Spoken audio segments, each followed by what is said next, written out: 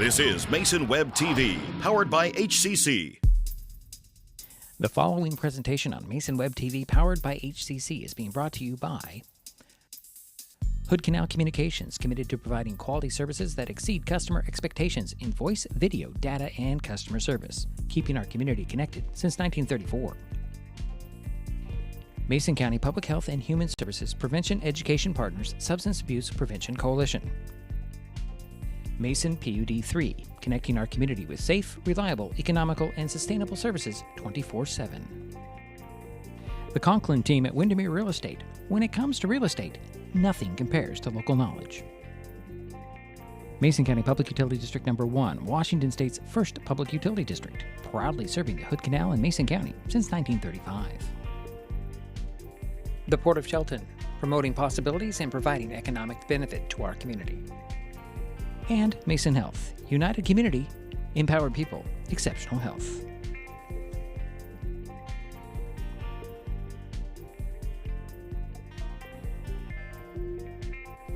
Well, good evening, everyone, and welcome to Jack Stark Field at Highclimbers Stadium on the campus of Shelton High School in Shelton, Washington. Tonight, Mason Web TV, powered by HCC, continues coverage of the 2025 high school football season as the Shelton Highclimbers host the Kelso Highlanders. That's going to be interesting all game long.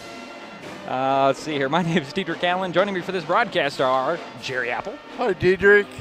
Andy Conklin. Hi, Diedrich. Hi, guys. Hey. Shelton is 2-6 on the season, 1-3 in the 3A Greater St. Helens League after last week's 35-28 loss at Prairie. That followed a 48-20 Highclimber win over Mountain View on this field 2 weeks ago. Other games, a 27-20 loss to Evergreen, a 14-6 road loss at Heritage. WF West beat Shelton 55-25. A loss at Capital 44-22. A 32-7 win over North Thurston in week 2, and a season-opening 14-0 loss at River Ridge. Now, Kelso, 7-1 on the season, 4-0 in the league play. The Highlanders' only loss was to Bellarmine Prep in week 3 by a score of 31-21. The Landers wins 40-7 over Mountain View, 28-0 over Heritage, 20-14 over Prairie, 36-22 over Evergreen, 30-14 over River Ridge, and 19-6 over Mark Morris. Last season, Kelso blanked Shelton 42-0. Coming up, we go head-to-head with Climbers coach Garrett Baldwin. Don't distract me already, Jerry. It's week 9 of the high school football season. The Kelso Highlanders at the Shelton Highclimbers on Mason Web TV, powered by HCC. Shame on both of you. I didn't have anything to do with it. I'm just sitting here minding my business. Okay, never mind. We'll be back. What is gig speed internet? We could bore you with the technical details, or we could tell you that it's marathoning movies on your favorite streaming service with no interruptions, or having the grandkids over and not hearing a single complaint about your Wi-Fi. In other words, it's just what you needed. Switch to gig speed internet from Hood Canal Communications today and get $25 off your first 4 months. Visit hcc.net or call 360-898-2481. When it comes to real estate, experience matters. For over 40 years, the Conklin team at Windermere has been helping Mason County buy and sell homes with care, dedication, and local expertise. We are Jeff, Andy, Shelby, Chrissy, and Laura, your neighbors, climber sponsors, and friends. Thinking about selling or curious what your home is worth, or maybe you're ready to find the perfect spot to call your own. Simply scan the QR code and drop us a line. We'd love the chance to connect and help make your next chapter a great one.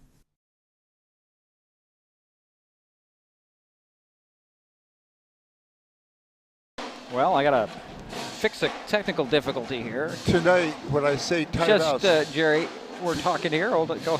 We'll be right back.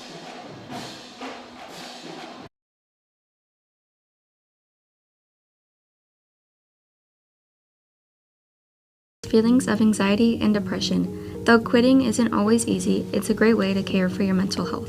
When you're ready to take control of your well-being, choose the Tomorrow Health app. It's free for Washington teens and proven to work. Brought to you by Mason County Public Health and Mason County Substance Abuse Prevention Coalition. If you're enjoying this broadcast, please give us a like on your favorite social media. Use the handle @MasonWebTV to find us on Facebook, YouTube, Twitch, and Blue Sky Social.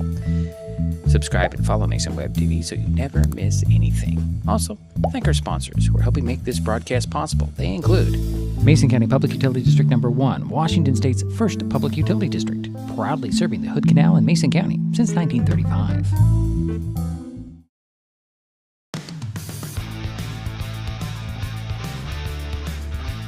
Coach, long, wet road trip down to Battleground, and you came that close to coming back.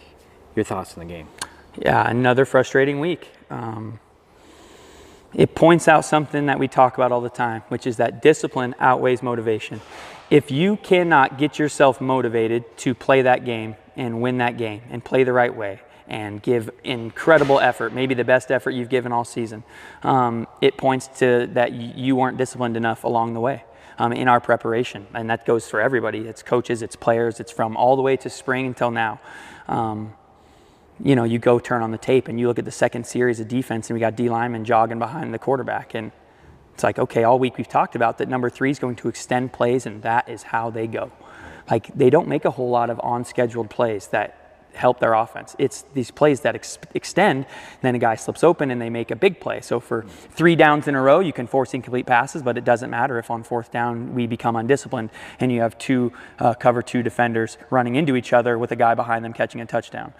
So we didn't do the little things right. And then when we decided to, it was too late.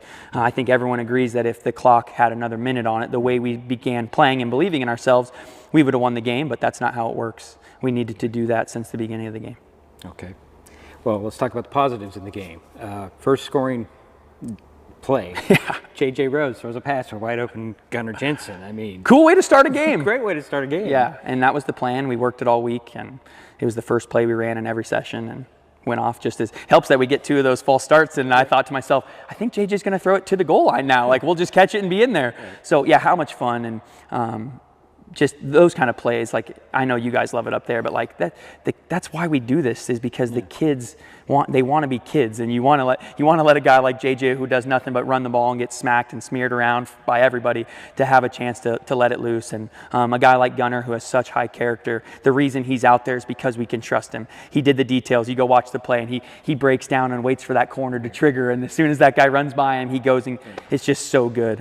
So extremely happy for those guys to have that opportunity. And yeah, we should have capitalized. I'm not a huge fan of momentum or believer in momentum. I'm more of a believer in attitude, and those plays change your attitude. They get you in a good place. It should have gotten us in a good place to understand that it doesn't matter if we get down by 3 scores in this game, even if it's not a trick play. Like, we can score in one play, guys. You can go 50 yards in one play, which we saw Bennett do later. Right. Let's talk about Bennett. I mean, he caught that pass and he pushed the guy out of the way. Get out of my way, and he scored. And that was just phenomenal. That's strength training. It's unbelievable. Well, if Noah Tuitea hadn't had the knee injuries he's had, Noah's probably the strongest guy in our program. But with his knee injuries and all of his recovery, he's still the 3rd strongest. But Bennett is on top of our program as far as being a 1,300-pound lifter. And he comes down after that score and PAT and comes to the 2-point conversion and comes to the sideline. I give him a hug. And I go, well, you're making me look pretty stupid for not doing that more, just throwing you a go ball and watching you throw 2 guys to the ground and then run 60 yards. Yeah. What an unbelievable play. And it just makes sense because it's what he does. When you ask him to do something or when you call on him, he gives you his best effort. And you could see in that one play a desperate player. And it's a bummer because those guys started to see it slip away and feel it slip away, and it increased their play. It increased. And so we've talked about it, like, Bennett, how do we get there earlier? How do we play there earlier? How do we get to, and obviously he's thinking, well, maybe throw me one of those earlier in the game. And that's where I'm telling him, yeah, we could make that happen. But anyway, it was fun. That was a fun play. Now let's talk about kind of the negatives in personnel.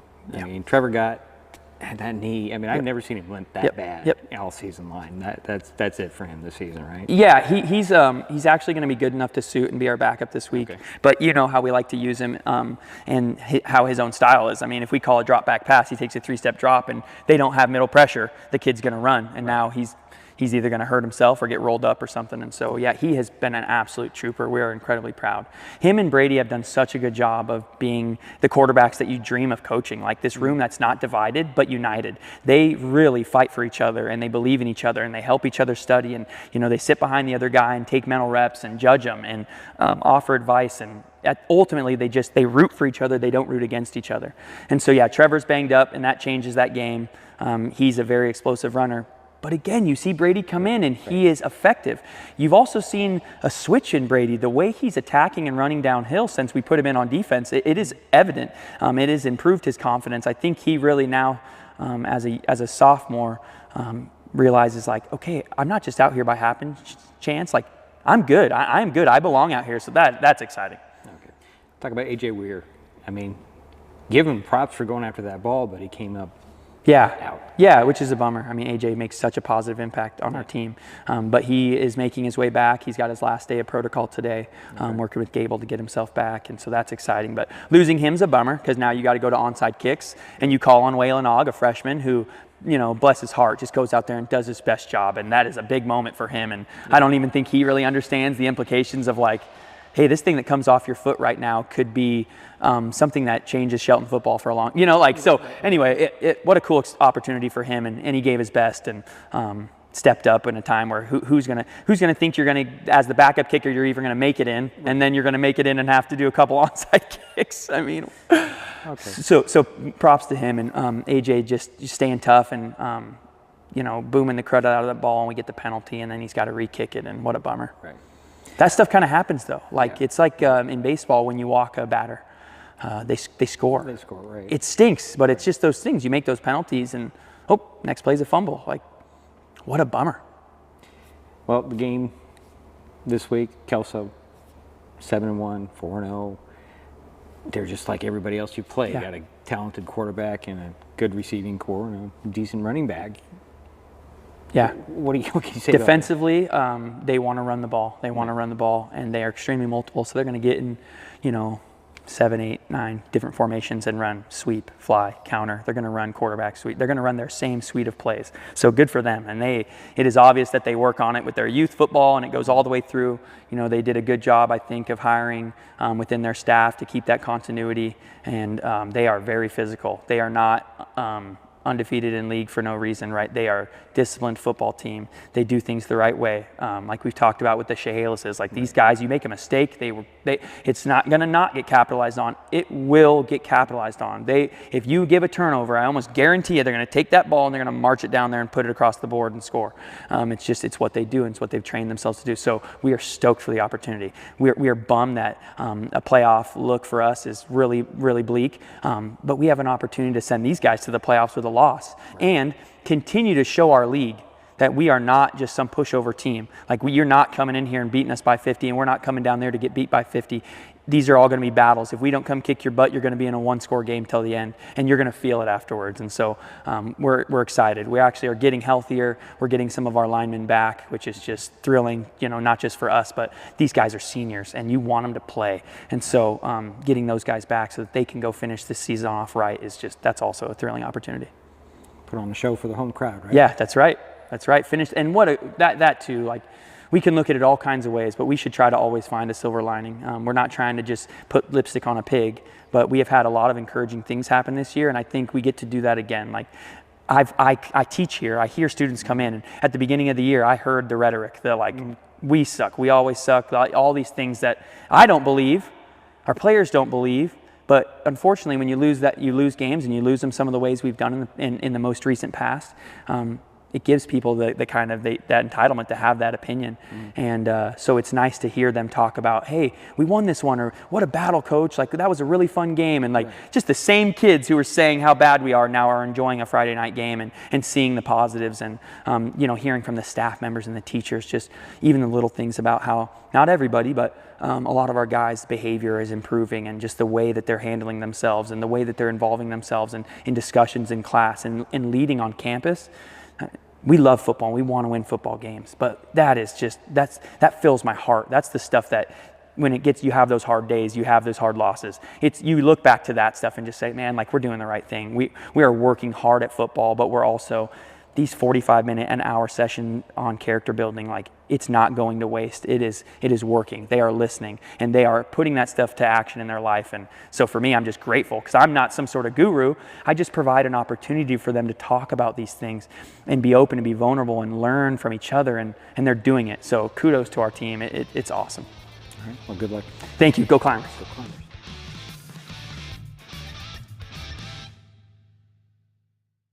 If you're enjoying this broadcast, please give us a like on your favorite social media. Use the handle @MasonWebTV to find us on Facebook, YouTube, Twitch, and Blue Sky Social. Subscribe and follow Mason Web TV so you never miss anything. Also, thank our sponsors who are helping make this broadcast possible. They include Mason Health, United Community, Empowered People, Exceptional Health. Got fall projects? Here are a few that will save energy and save money. Weather strip or caulk around doors and windows, change filters in your heating systems, get necessary maintenance on your HVAC, clear weeds or leaves from around outdoor heating units, and set your thermostat to around 68. Colder temperatures mean higher power usage, so keep an eye on how much power you're using with the Smart Hub app. Learn more at pud3.org/tips. What is fiber internet? We could bore you with the technical details, or we could tell you it's just internet. Internet that can do whatever you need. Crystal clear video chats with the family, smooth streaming of your favorite shows, uploading a ton of vacation photos in an instant. Even all of the above, all at once. Switch to fiber internet from Hood Canal Communications today and get $25 off your first 4 months of gig speed service. Visit hcc.net or call 360-898-2481. When the time comes for the assistance of real estate professionals, look to the team that has been consistently helping people buy and sell real estate for over 40 years in Mason County. Jeff, Andy, Chrissy, Shelby, and Laura from the Conklin team at Windermere Real Estate take great pride in our area and are proud sponsors of our community. If you are interested to know what your property might be worth or want to find just the right spot, scan that QR code and drop us a line. We'd be honored to help.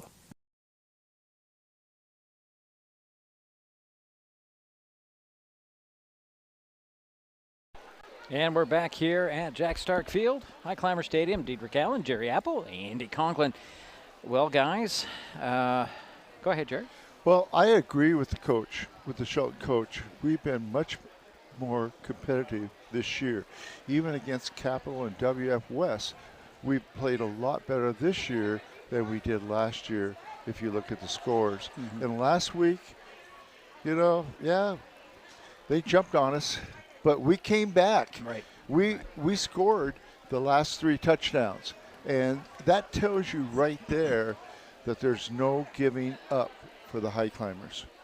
Yeah, Andy knows that firsthand, right? Yeah, absolutely. I mean, if there is a building block for this football team, it starts there, right? I mean, so you can the X's and O's, the assignments, all of that stuff, that'll come and go. But if you can keep focused and you can keep fighting, and you can keep your energy and never give up, you're gonna come out on top. And so, like I've been asked a lot of times by folks about this year's Highclimber team, and the answer that I have for them is they're just a few habits. They're just a few habits from being 5-3 right now. They'll start to believe in themselves a little bit more, and when the time comes to make certain decisions, they're gonna make the right decisions. They're gonna finish that block. They're going to do those little things, and that will propel them into having success as we roll on. And when you hear it from the Kelso radio guy when we got here, he said when I was helping him get some power, and he said, Shelton's on a roll. It's a completely different team than it was last year. Yep. Completely different team, and nobody can just, they're not, coming in with it's a Shelton and a W, right? Yeah. Yep. It's not going to be easy. They're going to have to earn it. Exactly, and that's coming from the radio guy over here from Kellogg. Yeah. That's to me, that's what we want to be. The reputation needs to change as well. Yep. The old reputation that the Highclimbers had, and let's go back a couple of decades was you may win, but you're going to know you got in a fight, right? You know, and that's where we have to get back to, is knowing that we're tough, knowing that we've put the work in the off season, knowing that we are capable, we are ready, and we are prepared, and we go execute. And that's what's happened this year. Absolutely. Anything else, Jerry? I think the key thing is pride, developing it, and cutting down on the turnovers, working on that, and I'm real pleased so far. And we'll be at the end of the season. Right, and this is the final game for the Highclimbers this year. That is true. No Week 10, which is not a bad thing, really. No, it's not a bad thing. I mean, you always want to have a playoff Week 10, right, but right. the crossover. That doesn't mean anything. There are very few good things that come out of those games, and most of the time, somebody you don't want to get hurt gets hurt. And so it's nice to put a button on this one, put a bow on it, wrap it up, and stuff it away, and use this season as a building block. Speaking of that, Andy, we're in pretty good physical shape tonight. We got anybody injured? Yeah, Trevor Gott's not going to play tonight. But he's available if something happens. If needed. Right. Okay. And there's one thing we have not talked about is this rain that has not stopped since I arrived. It looks a little lighter right now than when I was bringing in equipment and when I went back out to the car to get something. But this is what we're going to get tonight. And we're not getting the wind that I thought we were going to get. So later, that's Jerry. good. Later, Jerry. No, that's tomorrow. Okay, well, still later. All right, well, the rain's coming down. The Highclimbers haven't come out of the locker room just yet. Yeah. Kelso's out there. And, we'll take a quick timeout. We'll be right back. Coin toss kickoff coming up on Mason Web TV, powered by HCC. Neighbors help each other. It's how community works, and it's how we do business at Hood Canal Communications. We know you count on us for value-priced internet, TV, and phone service, backed by friendly local support. Your hard-earned dollars stay right here as we invest in our community, our people, and smart technology. Hood Canal Communications, keeping our community connected while being a good neighbor. Got fall projects? Here are a few that will save energy and save money.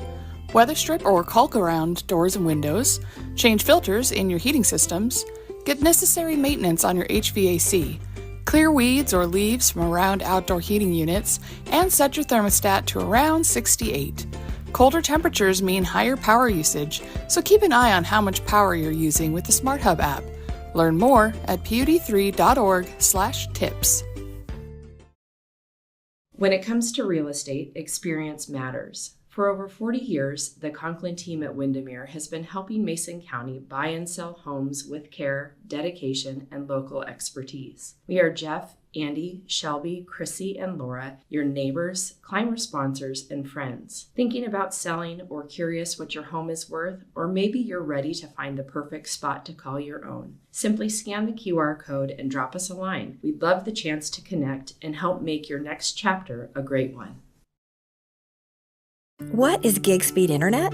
We could bore you with the technical details, or we could tell you that it's marathoning movies on your favorite streaming service with no interruptions, or having the grandkids over and not hearing a single complaint about your Wi-Fi. In other words, it's just what you needed. Switch to gig speed internet from Hood Canal Communications today and get $25 off your first 4 months. Visit hcc.net or call 360-898-2481.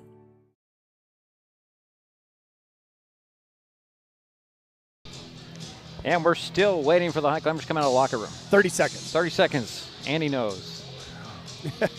Andy knows. They come out at 1:02 in this song. Enter Sandman. Enter Sandman. This is what they're back there getting all fired up right now, cute, slapping their heads around and having fun. Stay out of that if you don't. Yeah, you don't want to get in that mix. Well, we're looking forward to the national anthem played by the Shelton High School Band. And here they come.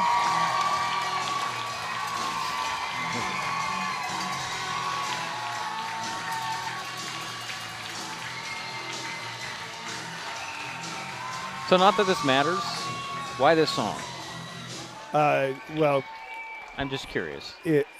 because it's an energetic song, number one. Well, But if you have an opportunity sometime, I invite you to watch the Texas Tech entrance. Okay. Or Texas Tech, I believe it is, that their entrance to the game. The whole stadium is bouncing. Okay. And you know, it's a fun song to get jacked up. Texas Tech is having a good year. Yep. And I like the song. I'm just saying, why this song out of every one of them that are out there? Well, I'm used to the old Rocky. Yeah. It's got good energy. It's got good building energy. Yeah. It's good to get those guys out.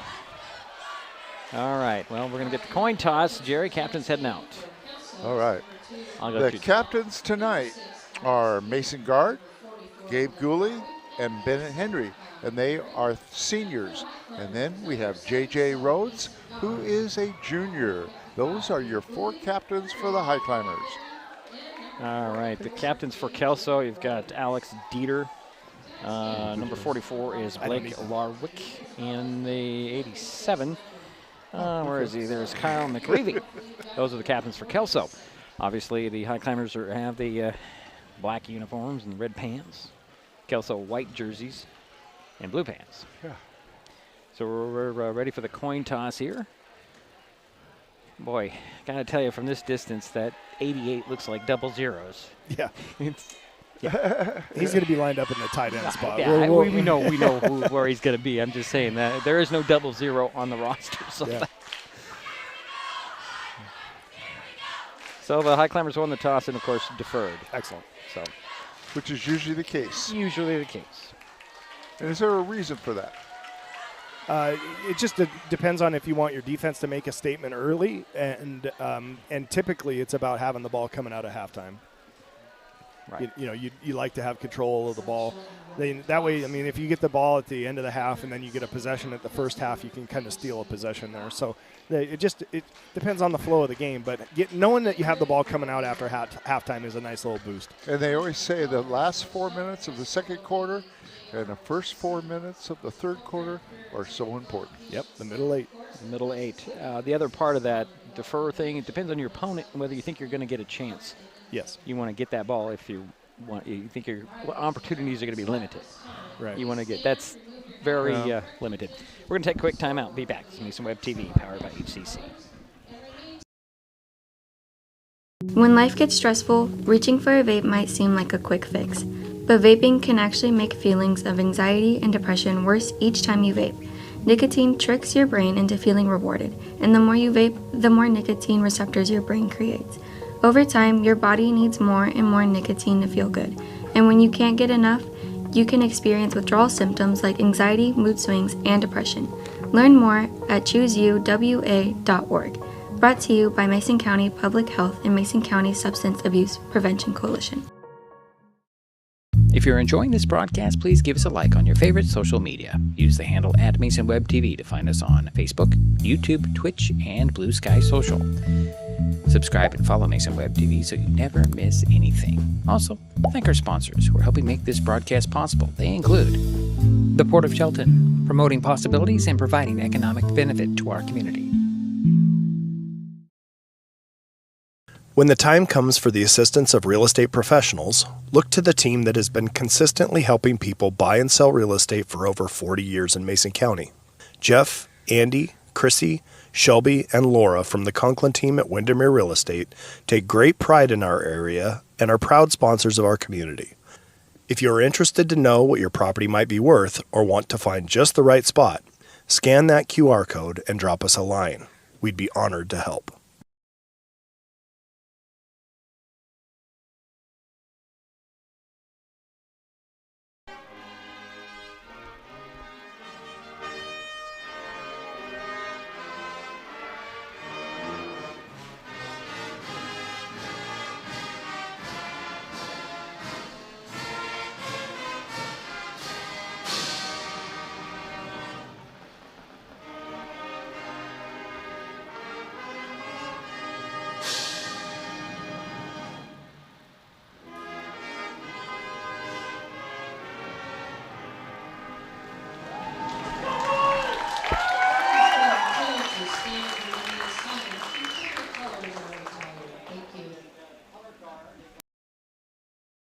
What is fiber internet?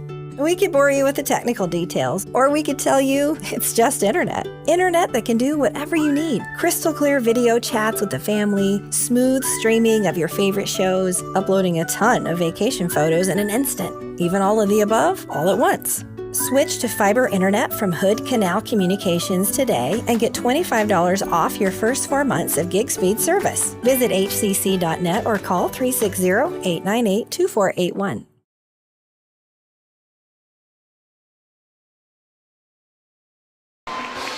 And we're waiting for the kickoff here between the Highlanders and the Highclimbers, or Kelso and Shelton, or the Climbers and the Landers, or the lads and the, I don't know. Scotties.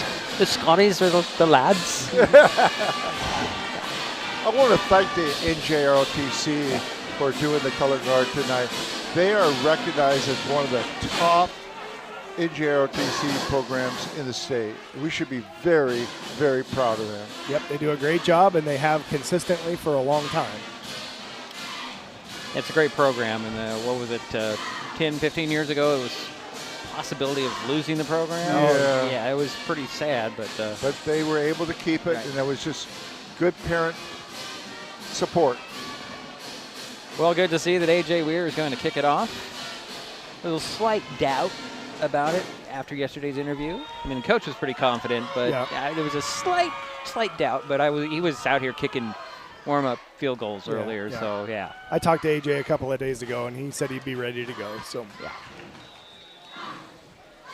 So we have Mason Hansen, and I can't see the other one. I think it's 15 and 5. Is that 5? Yeah, I think it's Parker Sin back deep for the Kelso team. Here's the run up by AJ Weir.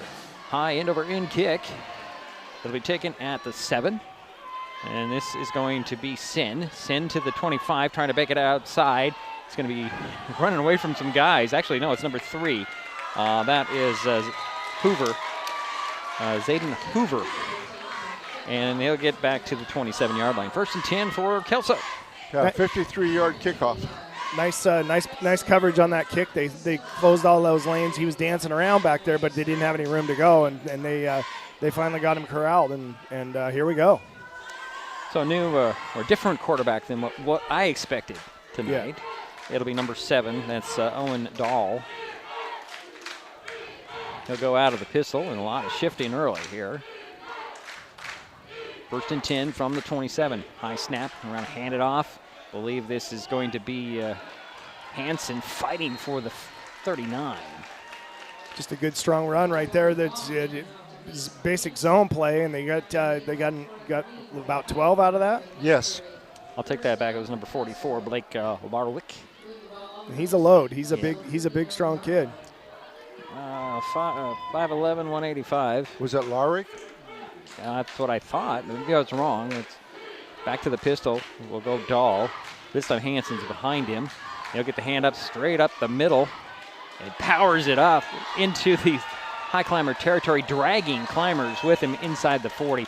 Maybe it was Hansen, the first runner. I think it was. Yeah, I think it was. Yeah, these Highlanders, I mean, they play a similar style of football that we do. They like to run the ball. They like to establish the line of scrimmage. They're very disciplined. Not always, but they get their block the majority of the time. And so the High Climbers are going to have to play sound defense here and start fighting off some blocks. 22-yard run on that.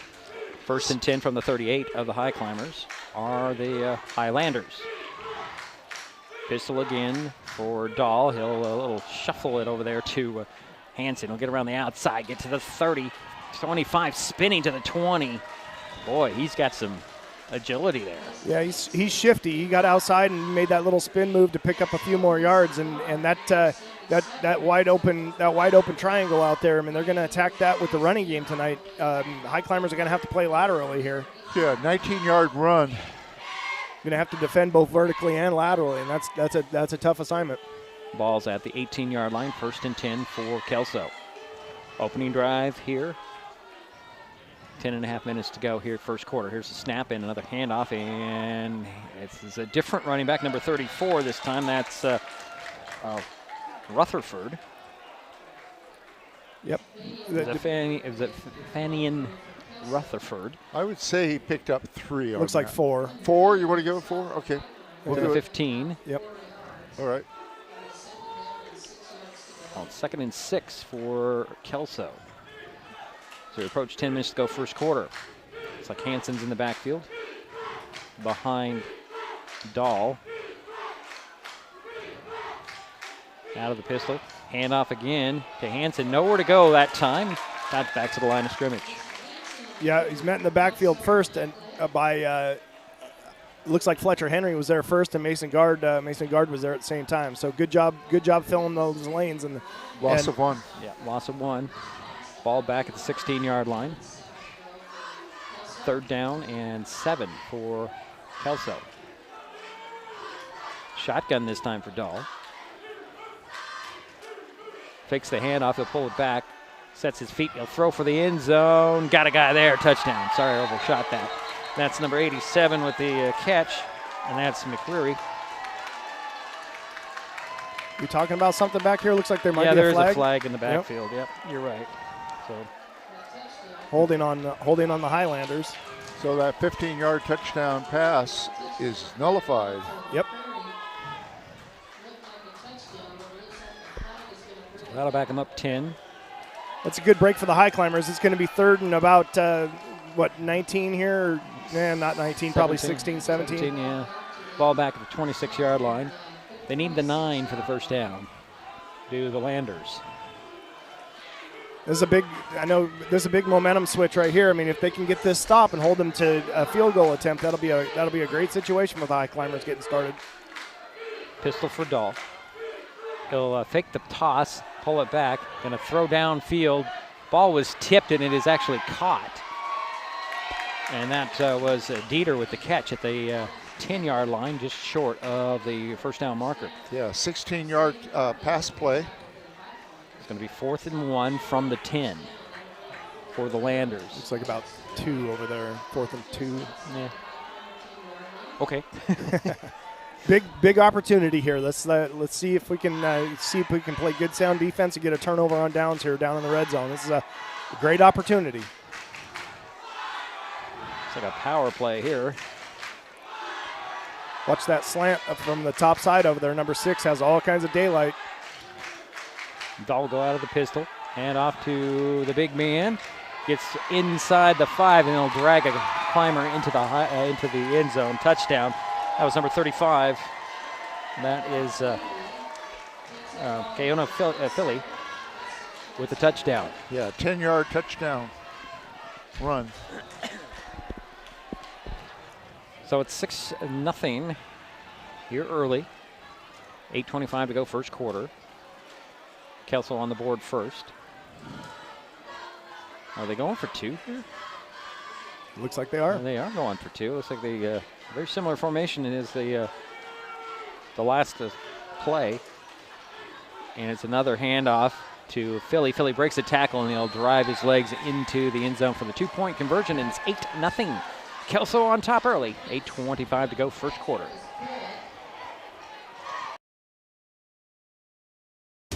At the U.S. Center for Safe Sport, we see champions everywhere we look. In every sport, on every court, we're building a foundation to ensure all athletes are safe, supported, and strengthened. At the U.S. Center for Safe Sport, ending abuse is not just our job. It's our promise.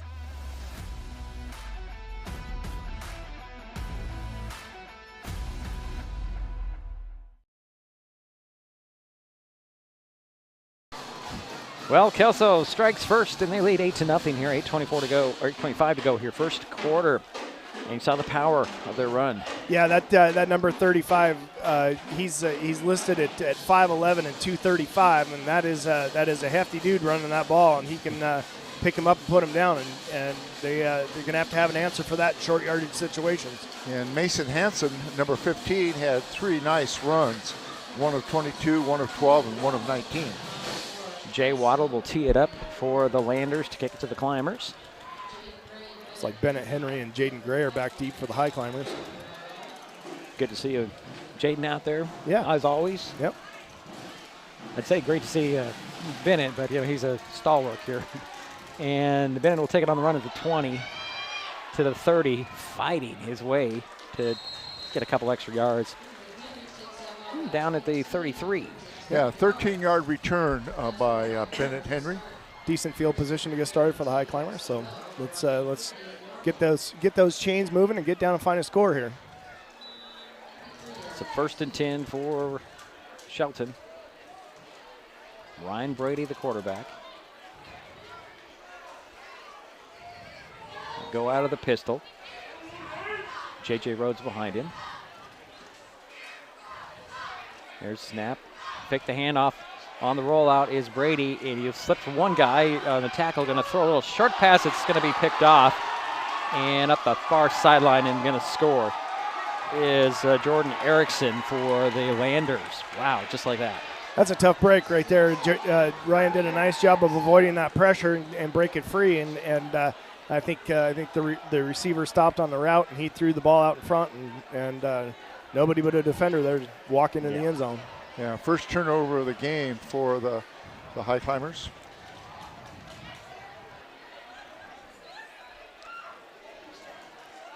So it's 14-0 here, and the Landers are going to go for 2 again.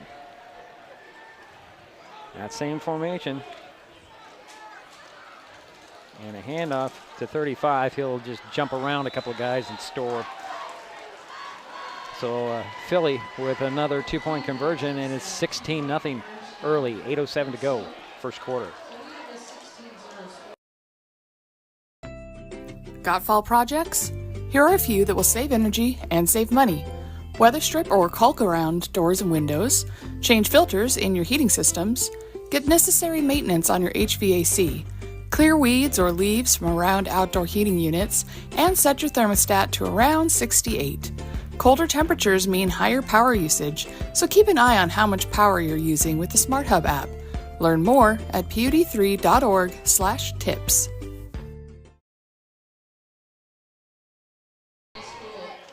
So Highlanders showing off what they can do here offensively and defensively early. Yep. Now it's time to reset and get those Highclimbers moving. I mean, this is where they got to test their resilience a little bit. They took a couple of haymakers over the top right there, and it's time to put the Dukes up and get to work. So Waddle will have it teed up at the 40 to kick it back to the Highclimbers. I think he's going to try the other side of the field this time.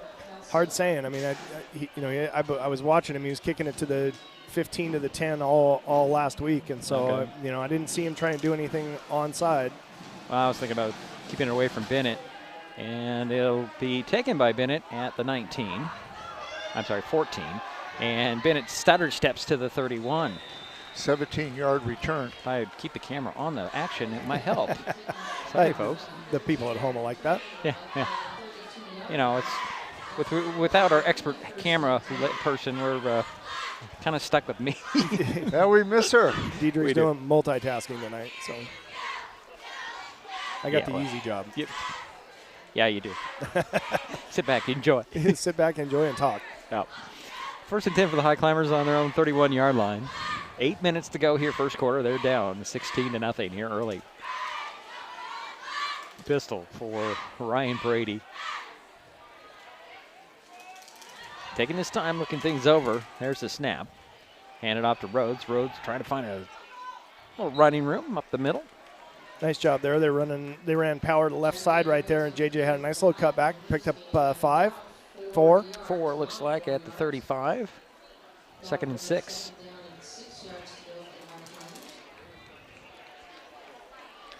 Yeah, JJ has had 2 games where he's been over 200 yards. Yep. Rushing. Same formation. And turn around and hand off to JJ, trying the other side this time. Gets around the outside. Fights for a couple. Yeah, it looks like it's going to be about 3rd and 4, and Bennett Henry and Gunnar Jensen check in. Pickup of 2 on the play. Ball at the 37-yard line. 3rd down, 4, as Andy mentioned. Shotgun for Brady. He's got 2 receivers on the near side, 1 on the far side. Is that Rhodes in the backfield beside him? Yep. And the ball squirts out. Brady picks it up, and he's just going to have to take a knee. That wet ball. Yeah. That wet ball tonight. I had a quick little conversation with Ryan earlier today, as a matter of fact, and said most important thing is first things first. You got to secure the snap, and that's going to be crucial. Ball back at the 27-yard line, and it's a punt for A.J. Weir. Yeah, a loss of about 5 on the play. Call it 10, Jerry, but okay. Oh, okay, yes, you're right. You're right, because you put down whatever you want, Jerry. The ball was at the 37, wasn't it? Yeah, okay. So Weir's on to punt it away. Got Hoover back waiting for this punt. High snap. Good job by A.J. to get it down. He gets a punt off. Hits at the 47 and takes a climber roll inside the 40, 35, 34, and that's where it'll be down right there by Jaden Gray. Good punt, good effective punt. Keep it away from the returner. Well, let's call it the 35. 1st and 10 for the Landers. 6:01 to go, first quarter. Kelso up 16-0 here early. 38-yard punt. Yep. I was watching some of Kelso's game film from last week, and they had trouble with the snap too. So it's a little bit wild out there tonight. And that stuff coming out of the sky doesn't help. No, sir. It's like a shotgun for Owen Dahl. Hoover goes in motion, and they'll hand it off to him on that end around. Just got by. Looks like Gunnar Jensen out there, and they'll get back to the line of scrimmage, does the runner Hoover. Gunnar did a nice job there of setting that outside edge and turning him back in, and then that's when the guys are coming behind him. So good team tackle right there. Good sound team defense on that jet sweep. So 2nd and 10 for the Landers. Those gold helmets, man. I like the gold helmets, to be honest. Pistol for Dahl. Highclimbers coming in, and a handoff to Hansen. Hansen breaks it outside, gets to midfield. Got a guy chasing him and gets him out of bounds at the 43. That's one of the dangers. Climbers brought the blitz through the B gaps right there, and if you can't get that tackle behind the line of scrimmage, you got a bunch of defenders that are in the wrong side of that football, and he did a nice job picking up the yards right there. Goalie with the tackle there. Good pursuit by Gabe. Yeah, Gabe tracked him down from behind. 1st and 10 from the Highclimber 43 are the Landers. Pistol again for Dahl. Hansen behind him. Get the handoff. Trying to find some running room around the right side. Breaks one tackle and spins to the 41. Got a couple and a gang tackle there by the Climbers. Yeah, Zane Harding was the first one there on that one. They inside they made him bounce outside. They spilled him to the outside, and Zane comes in there to clean that up. That's exactly how that system is designed to tackle, and that's a good job by the Highclimbers. Gain of 2 on the play. 2nd and 8 coming from the 41. 4:35 to go, first quarter. Clock is running. 16-0. Kelso with the lead in the ball. Shotgun for Dahl. Hansen beside him to his left. 2 receivers on each side. Hoover goes in motion. Fakes the handoff, then hands it off to Hansen. Hansen up the middle. Makes a guy miss. He'll lean forward for the first down. The flag comes in late from way in the secondary. From the back judge, and a lot of times that's also a holding on the interior line. But that back judge had good arm. Face mask on the Highclimbers. Yeah. That was a good toss, though. I saw that flag coming a good 15 yards. Yep. Well, they're going to tack on a few yards here. That's the 5th first down for Kelso. Nice gain on that play. It's only a 5-yard type of face mask. They'll put the ball at the 26. 1st and 10 for Kelso. They'll wind the clock as we approach 4 minutes to go here, first quarter.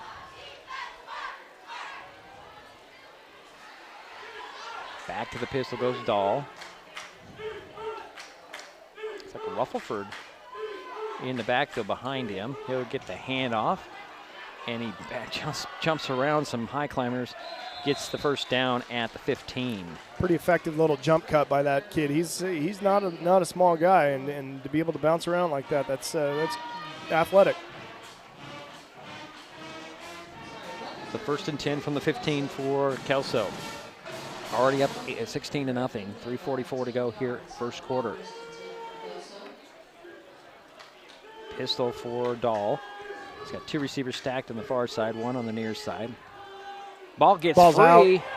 And Rutherford will have to just fall on it back at the 30 or 25-yard line. Well, maybe the 27. Depends on where they put the forward progress. I'd love to understand where the forward progress comes into to call sometimes. Yeah. It seems like wherever he touches the ball first, or wherever he corrals the ball first, is where they would spot it. Yeah, loss of 11 on that. I saw something last night that made absolutely no sense. Yeah. It was like a 10-yard sack, and they marked him with a 4-yard loss. So I didn't get that, but that's another story. Shotgun this time. Fakes the handoff to Dahl. He'll throw it over here to Hoover. Hoover's got a screen on the wide receiver. He's got some blockers. He's going to walk in, but there's a flag back at the 10. Yeah, it was very clear hold on that outside. The outside receiver had a very, very clear hold on that on our corner out there. And that's the call. That negates that 26-yard play. So that'll be from the spot.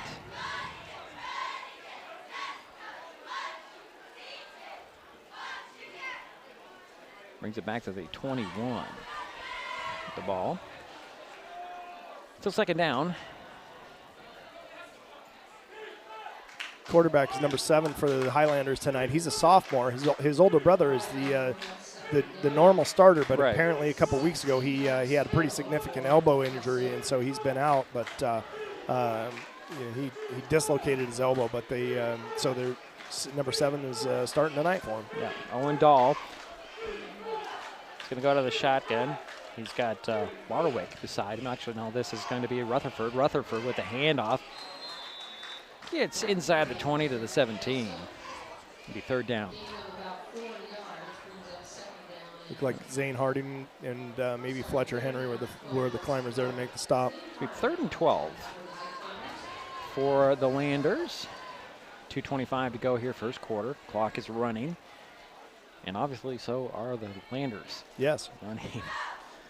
Yeah, this is probably 4-down territory. I mean, their kicker has a decent leg, but they haven't wanted to kick a PAT tonight. Right. So pistol again for Owen Dahl. He's got Hansen behind him. He'll do a little flip there to Hoover. Hoover makes one guy miss, and he's on the run again inside the 10 to the 5, and then he's dropped about the 4-yard line, it looks like. Yeah, 14-yard run. Picked up the first down on that. Yeah.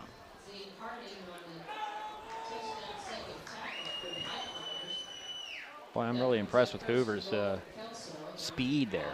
Yeah, that was that. It looked like an option play to the far side, and they had that receiver on the sweep coming back the other way. It was a nice little misdirection. Now, Kelso's ran the ball every time except once. Mm-hmm. First and goal from the 4 are the Landers. Out of the pistol again goes Owen Dahl. Hansen behind him. And we neutral zone? Yeah, looks like somebody jumped. Highclimbers jumped, yep. So that'll be half a distance. Looked like about 3 or 4 of them jumped. So that puts it at the 2. It's a first and goal from the 2 now. And that's the second penalty on the Highclimbers.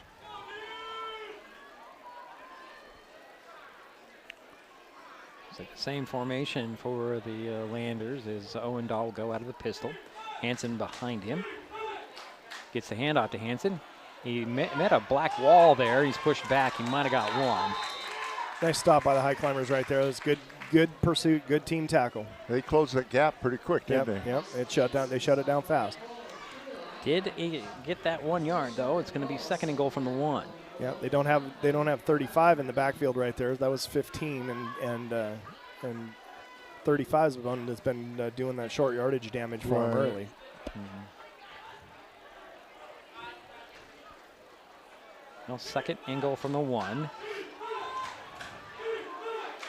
And Hansen's in the backfield. A couple of guys up in front of the pistol formation, and a handoff to Hansen, and Mason Guard. Mason Guard blew that one up. Mason Guard just shot that gap and met that ball carrier just shortly after he took the exchange. It was a heck of a play by Mason right there. And like you said, Andy, they needed a good goal line defense here, and they're doing it. Yep, and they got to do it a couple more times. Third and goal from now the 3 for the Landers, and they're going to let the quarter run out. We're through 1. Kelso 16, Shelton nothing on Mason Web TV, powered by HCC. on October 29th at the Old Mountain View.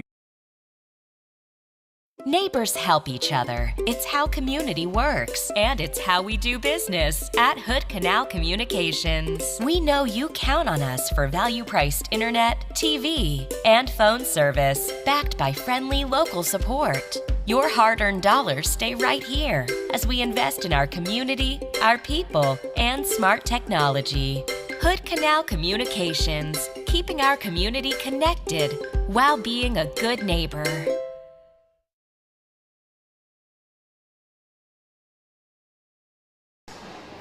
Well, why would the last game of the season be any different than any of the other ones where mistakes are made by the guy running the board here? Yeah, I mean, Go ahead. Andy, I'd like to recognize a couple of defensive players. Who do you see as standing out so far for us besides Hardy? Well, I mean, Zane's been there all year, right? I mean, he's way up on the tackle list right now. I think I read that he has over 90 tackles so far this season. And so, you know, I don't think you can say defense without saying Zane Harding, but boy, Mason Guard showed up on that last play. Okay. So Thank you. Yeah, we're waiting for the start of the second quarter. It's a 3rd and goal from the 3 for the Hilanders. They're leading 16-0. And Owen Dahl back out of the pistol. It's like Hansen behind him. And he'll hand it off to Hansen's got the angle, he'll score. Just 3-yard touchdown run. Just a basic sweep play to the far side, and they did a nice job of sealing that outside edge, and he walked in without much effort. 22-0 now. Kelso on top, and again they're going for 2. Pretty much thinking this is about the weather coming in, that rather than go for the point, the kick the point, go for 2. That's my opinion. I don't know. Yeah, I mean their kicker has a decent leg, you know, but this is by far the safer option tonight. So shotgun, nope, actually it's pistol for Dahl. Hand off to 35, and he'll just rumble in. Feely just rolling over guys. Yeah, he's a load. Now that's his 3rd 2-point point after tipped. So it's 24-0. 7 seconds into this second quarter. We'll be back. When it comes to real estate, experience matters. For over 40 years, the Conklin team at Windermere has been helping Mason County buy and sell homes with care, dedication, and local expertise. We are Jeff, Andy, Shelby, Chrissy, and Laura, your neighbors, climber sponsors, and friends. Thinking about selling or curious what your home is worth, or maybe you're ready to find the perfect spot to call your own. Simply scan the QR code and drop us a line. We'd love the chance to connect and help make your next chapter a great one. Well, 11:53 to go here in the first half. 24 for Kelso, nothing for Shelton. And the Highlanders are going to kick it back to the Highclimbers. Yep, Jaden Gray and Bennett Henry are both back deep again, and been getting some decent returns, and might as well keep that rolling. So Jay Waddle will tee it up, kick it back to the Climbers. Boy, he takes a deep drop, doesn't he? Yeah, that's a 15-yarder. Yeah. Here's the run up and the kick. It's going to be high and short. Somebody's got to get on that ball. Somebody's got to get on that ball. That'll be Fletcher, isn't it? Fletcher Henry, I think. Yep. Tracked it down inside the 25 to 24 is where the Climbers are going to start. 36-yard punt. Good heads-up play by Fletcher, actually, to chase the ball down. Yeah. Because nobody else was really doing it. Yeah. That's a Fletcher. Fletcher's got a good football IQ. He knows situations really well. Yeah, Mason Hansen has carried the ball 9 times for 80 yards. So 1st and 10 for the Highclimbers. Ryan Brady will go out of the pistol with J.J. Rhodes behind him. 2 receivers far side, 1 to the near side. Taking his time, there's the snap. Turn around, hand it off to J.J. J.J. up the middle, stutter steps, and he'll power his way across the 30 to the 33. That's what we've been used to out of JJ right there in the offensive line. They did a nice job of setting that up. JJ got his 9 yards out of that, and let's get this first down and get down the field. 2nd and 1 for Shelton. So the same formation. Bennett Henry will go in motion there for a minute. And there's a quick snap. And off to JJ. JJ, can't quite. Got back very close to the first down. Yeah, it looks like they're going to give it to him. It does look that way. It is 1st and 10 at the 34. Yeah, his forward progress. Yeah. Just got enough. That's a big boost for those guys. They're moving the ball now, and now it's just time to keep on rolling with it. And that's our first down. That's good. Out of the pistol goes Ryan Brady. Taking his time, high snap. Little pitch over there to J.J. Rhodes, and he's going to be dropped for a loss at the 29. Looks like a loss of 5 there. Yeah, Rutherford with the tackle there. Read that from the beginning. Yeah, that outside defender, he saw that coming the whole way and made a nice open field one-on-one tackle. 2nd down, 15 from the 29 are the Highclimbers. 10:40 to go, first quarter. 24-0 is their score. Kelso with the lead, Shelton with the ball. Pistol for Ryan Brady. Hand it off to J.J. Rhodes. Found a little bit of room in the middle. Not much, though. Got about 3. Yeah, about 31. 3. 32. Depends on where they're going to spot. 2. 32. Call it 32, Jerry. Give him 3. Okay. I'll be generous. I'm a nice guy. 3rd down, and it looks like 12. Shotgun for Brady this time. Taking his time, looking things over. Short drop. Got a lot of time, throws over the middle. It is complete. But a short gain there. That was to J.J. Rhodes. Ball to the 37. All right. Yeah, 36. That's a generous spot. Yeah. 6 yards. We'll take it, but it's 4th down, and it looks like 7. So A.J. Weir's on to punt it away. First completed pass for the Highclimbers. Zayden Hoover back to it's 33 to wait for this punt from A.J. Weir. Snap on target this time. A.J. gets a nice punt off ahead of the 40. Take a Highclimber roll out of bounds about the 30, 31. Right at the 30, it looks like. Yeah, it looks like 30. Okay. 34-yard punt. I'll take it. Whatever works. I mean, I look like it went out of bounds about the 33, but you know. Yeah, whatever. Good punt. Good effective punt again. It was right? a good punt, yeah. So 1st and 10 from the 30 are the Landers. They're up 24-0 on the Climbers here. 9:17 to go, first half. Good time for a turnover here for the Highclimbers. Shotgun for Dahl. He'll fake the handoff on the sweep, and he's looking to throw. He'll scramble out of it, throw deep. Got a couple guys there, and it is incomplete. Good coverage out there by the Highclimbers. Almost intercepted. I thought I was going to have to go buy a lottery ticket or something with the with the prediction. With the prediction, yeah. We have a climber down on one knee out there, and he's not getting up. Yeah, I think that's Jaden Gray over there. And guy almost came up with the ball on that play. He did, yeah. Very good. And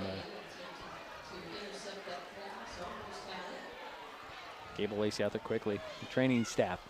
Yep. 9:08 to go here in the half. Kelso 24, Shelton nothing. The Highlanders have the ball. They have a 2nd and 10 from the 30 as soon as they deal with the downed Highclimber. Is Jordan's dad the defensive coach for the Highclimbers? Jaden? Yeah. I'm not sure. I think he is. Yep. Our coordinator, defensive coordinator.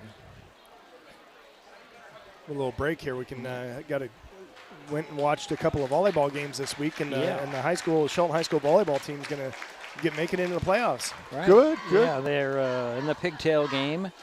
Yep. On the 11th. And they figure out who they're playing because I thought it was Heritage. It wasn't set when I looked last. I'm not sure, but I watched 2 games this week, and they're an impressive group. They got Alexa Davidson's an outside hitter, and she can really bring it. Her younger sister, Abby Davidson's in the middle, and she's a middle blocker. And I'll tell you what, to be a middle blocker in volleyball, you got to be tough as nails, and that's that is a job where you got to. Those people are hitting that ball as hard as they can at you, and you just got to jump up and take it. She's good at it. It was Quinn McKinnon who was the injured Highclimber. He's up off it and walked across the field under his own power, just a little bit off. No, that's Jaden. Is it? Yep. Yeah, you're right. Okay. It's that 0 and the 9s. And okay, there's a snap and a pitch out here to Hansen. Hansen, nowhere to go. Dropped at the 30. That was a great play by Alberto Manzo right there. He did a nice job of setting that outside edge. They got the cutback lane, and then he got back in and tracked that down from behind. That was a good defensive play. So 3rd and 10 from the 30 for the Landers. Hansen made a nice move there, though, to avoid a loss. Yeah. 8:40 to go in the half. 3 receivers going to go wide to the far side, 1 to the near side. Shotgun for Owen Dahl. It's like Hansen beside him to his right. Fakes the handoff. He'll throw it over to Hoover. Hoover on the wide receiver screen just gets by everybody up to the 45. Still on his feet, and he'll be dropped at near the 50. Boy, that young man's got some speed. Yeah, he's fast, and that tunnel screen's attacking that empty space out there, and they get some downfield blocks from their receivers, and it's tough to defend. That was a 20-yard pass play. It's a 1st and 10 for Kelso at the 50. 8:12 to go in the first half.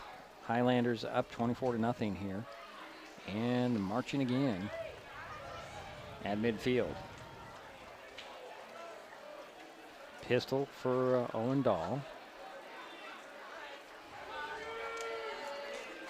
Warwick in motion there. Snap, turn around, hand off to Hansen. Hansen out the outside on the right side. Gets, I thought he got run out of bounds, but I think he scored it out. Well, he did get run out of bounds at the 45. That was interesting because I thought the same thing, but then he was downfield and it looked like 44 had gone out of bounds on that far side, but apparently he must have stepped on the line on his way through. Gain of 5 there, and that's his 11th carry. So 2nd and 5 from the 45. In Highclimber territory are the Highlanders. Send 3 receivers to this near side. Go out of the shotgun because Owen Dahl. Hansen beside him. And a step back on his right. And it's going to be actually, this is not Dahl. This is Snazza. Brady Snazza, number 10 on the carry. Yeah, that's interesting. I didn't even see him. I didn't either. In the backfield, but they did a nice job of bottling it up there. And their 2-yard pickup. It's going to be 3rd and 3 from the 43. And Dahl back in there, I see. Okay. This time I saw it. I saw the substitution. Good observation. Well, you anticipate the same people playing the same positions all the time. Here's that power formation and a handoff, and we're going to get flags and whistles and all kinds of different stuff. As Philly, illegal motion, illegal formation, yeah. As Philly had that ball, he's in there, the big man. And they'll march back 5 and brings up 3rd and 8. That's the 2nd penalty on Kelso. Only the 2nd penalty. From the 48 are the Landers. They'll swap out the ball, try to keep it as dry as possible, which is a hard task, I gotta tell you. Yeah, it is a hard task. We had a bucket with ball dry in it, and we'd put the ball in there and shake it around for a few minutes, and it would be amazingly dry after that. But it's not an easy job on a night like this. Pistol for Dahl. He's gonna go with the option. He'll pitch it to Hansen. Hansen up the near sideline and run down by. Let's see here. We got a hold on the outside again. Okay. Yeah, that outside receiver, he grabbed a hold of the corner again and turned his shoulders. And that nullifies that 13-yard run. So I'll put them back in their own territory.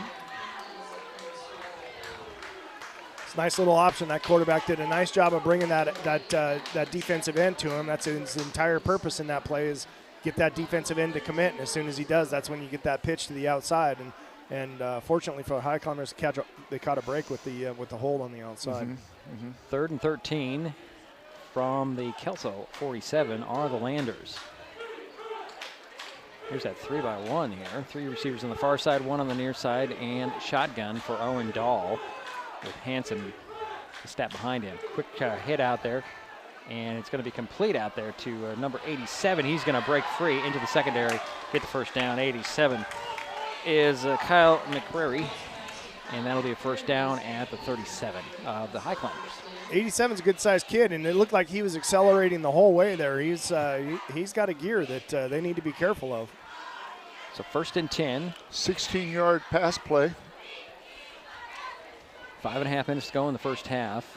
Kelso 24, Shelton nothing. The Highlanders have the ball, and they're on the move again. Pistol for Owen Dahl. It's like Hansen behind him. There's a snap. Turn around and hand it off to Hansen. Hansen dances up the hash marks to the 30, inside the 30, still on his feet to about the 26, 27-yard line. Depends on the spot. Yeah, I think they got a good spot there. Yeah, they got a good spot. It'll be first down. From the 26, they'll spot the ball.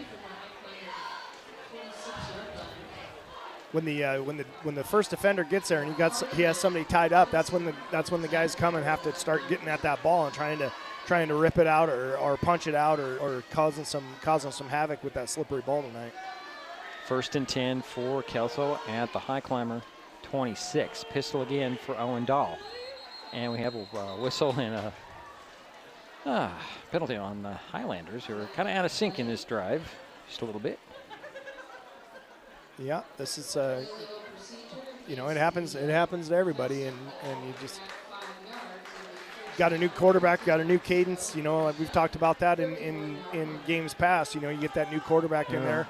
The rhythm's just a little bit different. People are used to the rhythm, and they have to catch up. That's the third penalty on this drive for Kelso, and you're right. Yep. It has slowed him down a little bit. A little bit. So it's first and 15 from the 31 for Kelso. 4.5 minutes to go here in the first half. I think that penalty was on the receiver on this side. This time he made sure he was lined up. Here's a quick snap out of the shotgun, a handoff to Hansen. Hansen gets to the 30, and that's about it. Maybe the 29. Bottled up there. Yep. Looks like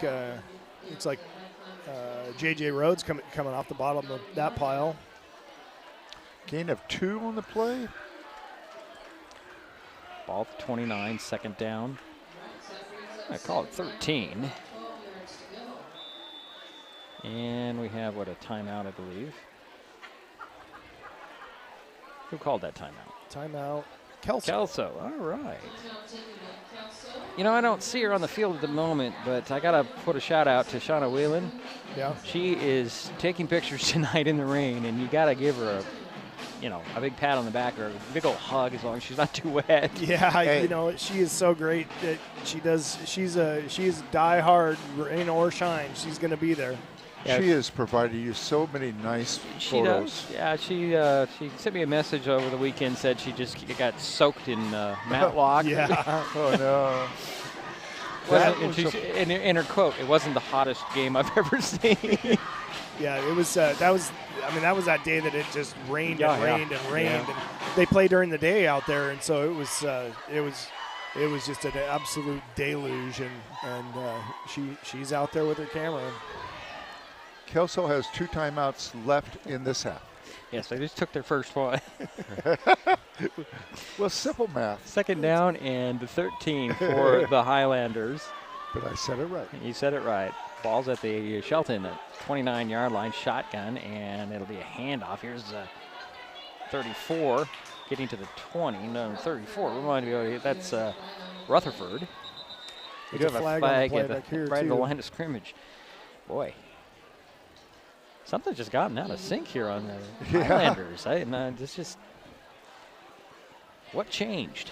Well, we'll see what this call is, but it's personal foul against the Highlanders. So wow. That's a tough one. It's that's a 15-yarder from the end of the play, and this comes down to the Highclimbers are tough kids, right? And they're in their battle and they're in their fighting, and there's not a lot of that.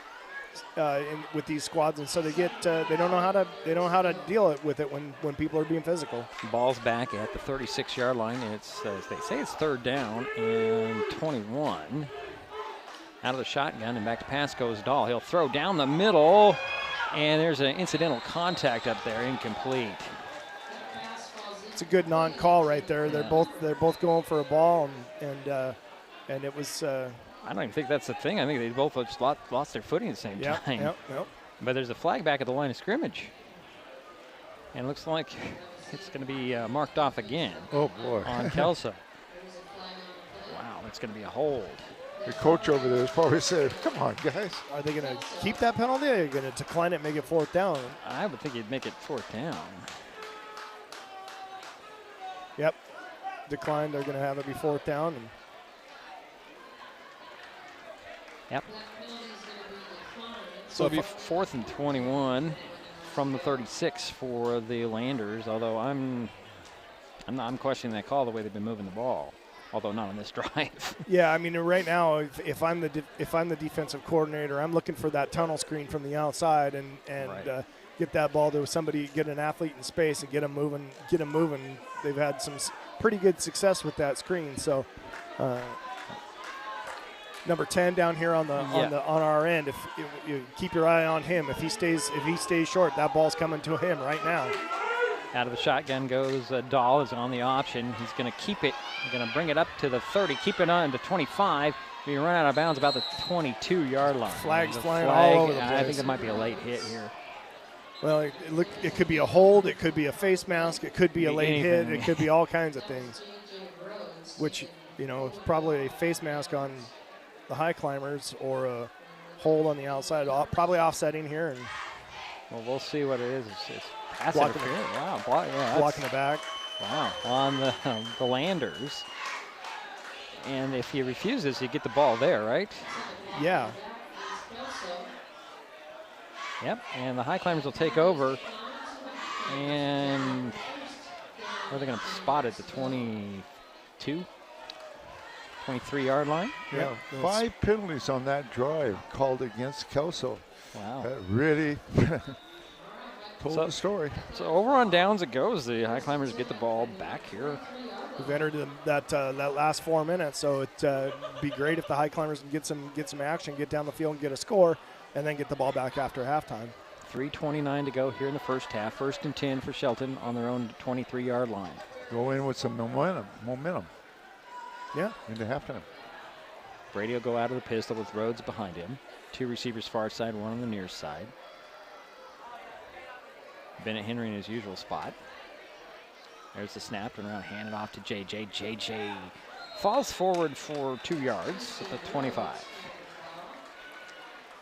Yeah, that's just that off tackle zone, and number 77 from Kelso, he's a big boy, and he shot that gap and made that play. Yeah, Zach Williams, 6'3", 275.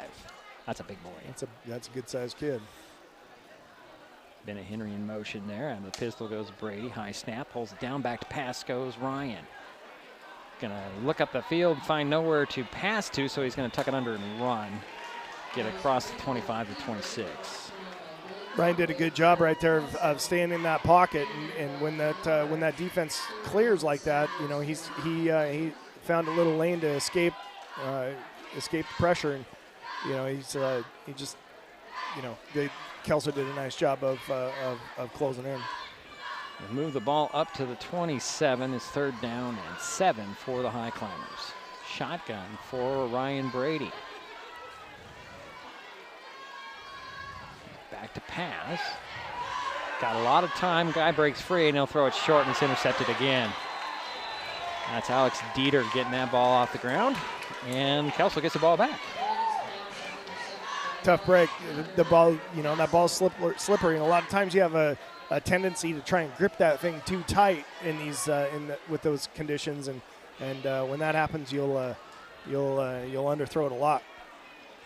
So Kelso takes the ball at the Highclimber 32-yard line. 2:10 to work in the half. They're up 24-0. Second interception for the Highlanders. So pistol again for Owen Dahl. Got Hansen behind him. It goes Hoover in motion. Back to pass on the rollout. Sets his feet, throws to the end zone. Hoover's there with a catch at the 7. He'll boss the ball into the end zone, and it goes out of bounds. But it went out of bounds at about the 2. The referee says the 3. Wow, but hit the pylon. That's what the discussion is going to be. Fans are not really happy here. 29-yard pass play Boy, I don't know. I don't know either. That looked like it went out of bounds in the end zone. And isn't that a safety?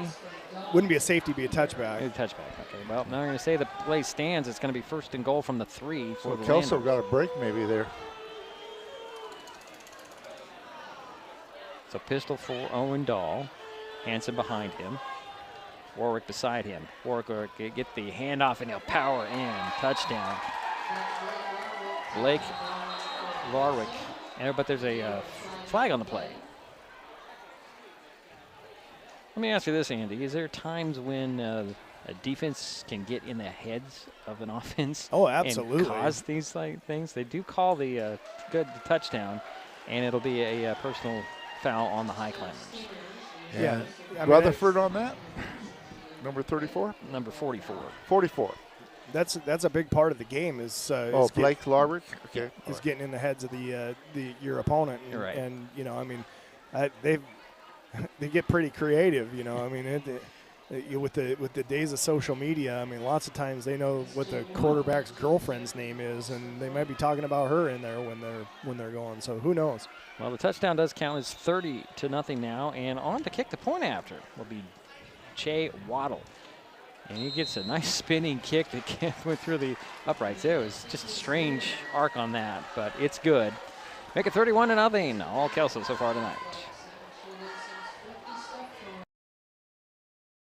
There's so many great things about life in Mason County, and Hood Canal Communications is proud to be one more. Headquartered in Union, we offer the speed and reliability your family needs, backed by hometown service and support.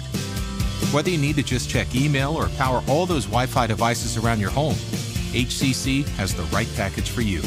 Stop by one of our friendly offices, call or visit hcc.net to learn more. Hood Canal Communications, keeping our community connected.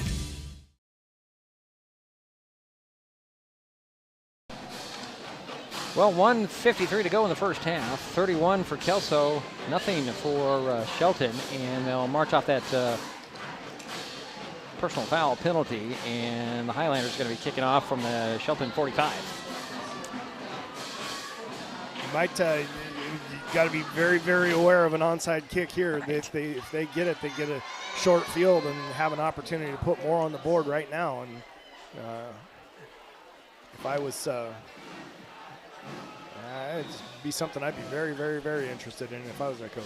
Shorter drop back this time for Waddle. He's going to kick it high and short. He's taking it to the 20, 25. Is this J.J. Rhodes? No, it's is it Fletcher? No, I think that was J.J. Is it J.J.? Yep. It was J.J. I had it right the first time. Yep. Just not something I expect him to do very often, really. Yeah. But he did return it to the 27, so 1st and 10 for the Highclimbers. 1:49 to go in the first half. Pistol for Ryan Brady. J.J. Rhodes behind him. 2 receivers on the far side, 1 on the near side. There's a snap and a handoff to J.J. trying to find a hole. Manages to squeak through and get to the 30. Yeah, good hard fight there. He kept those legs churning and picked up a few Gain yards. of 3.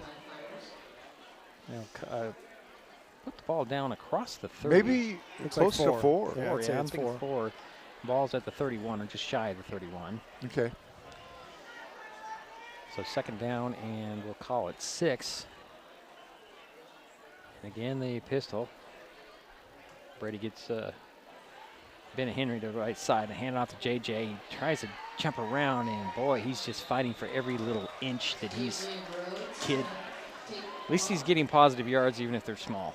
Yeah, it's like we've talked about, the scouting reports out on JJ, and they're gonna be focused on shutting him down. Go ahead.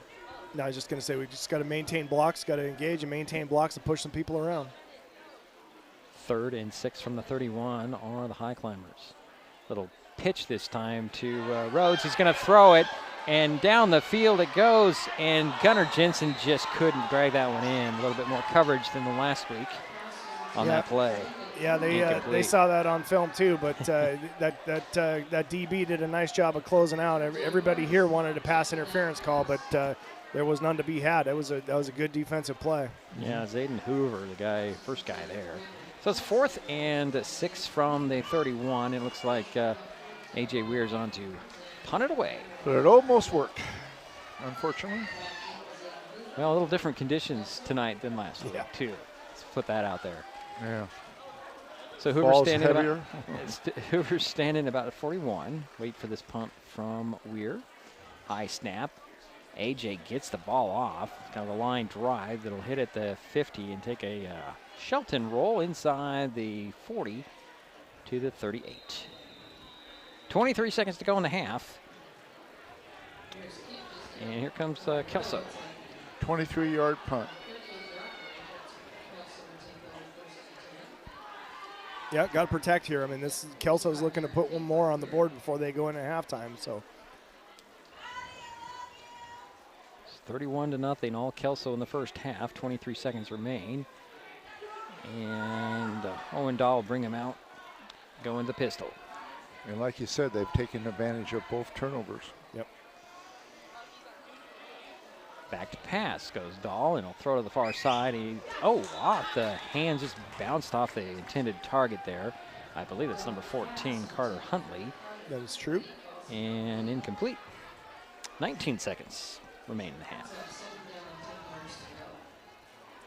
Yeah, that ball is heavy and ball is wet, and that was a little bit lower than he wanted it to be, and it just slid right through the mitts and bounced off his shoulder pads. So 2nd and 10 from the 38 for the Kelso Highlanders. Pistol again for Owen Dahl. Larwick in the backfield with him. Back to pass. It goes. Same play. Got hit as he threw. Ball is caught this time by Huntley at the Shelton 36-yard line. Wow. 12 seconds. And everybody hurries up to the line of scrimmage. Dahl goes under center, and he's going to spike it to stop the clock with 10 seconds. That was a heck of a job by Dahl right there. That pressure was coming up the middle, and he took a shot as he let go of that ball and got the ball downfield. The receiver, number 14, made a nice catch in traffic down there. Carter Huntley just out-jumped the defender there. Yep. 30-yard pass play, and that was good for a 11th first down. So 2nd down and 10 from the 36 of Shelton. Is Kelso. Pistol again for Owen Dahl.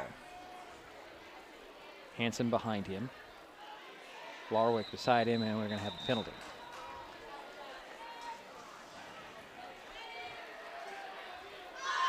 False start on Kelso. Number 14 was streaking down the field on that vert on the far side, and so took off a little early. Maybe now there's another penalty on the sideline over there. The side judge on the far side just sideline warning. Sideline warning. Yeah. Ball's back at the 41-yard line. It's 2nd down and 15 for Kelso. 9 seconds remain in the first half. 7th penalty on Kelso for 60 yards. So you expect another long ball here? Yes. Dahl out of the pistol again. Hanson behind him. Larwick beside him.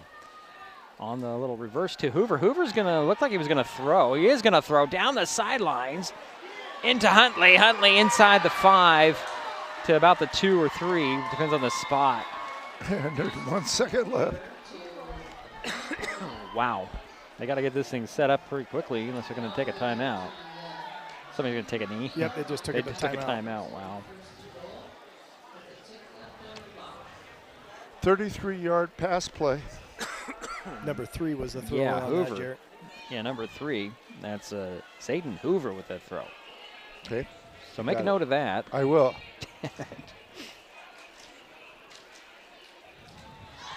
So the clock is stopped with a second remaining here, and the Landers will have a 1st and goal from the 3-yard line.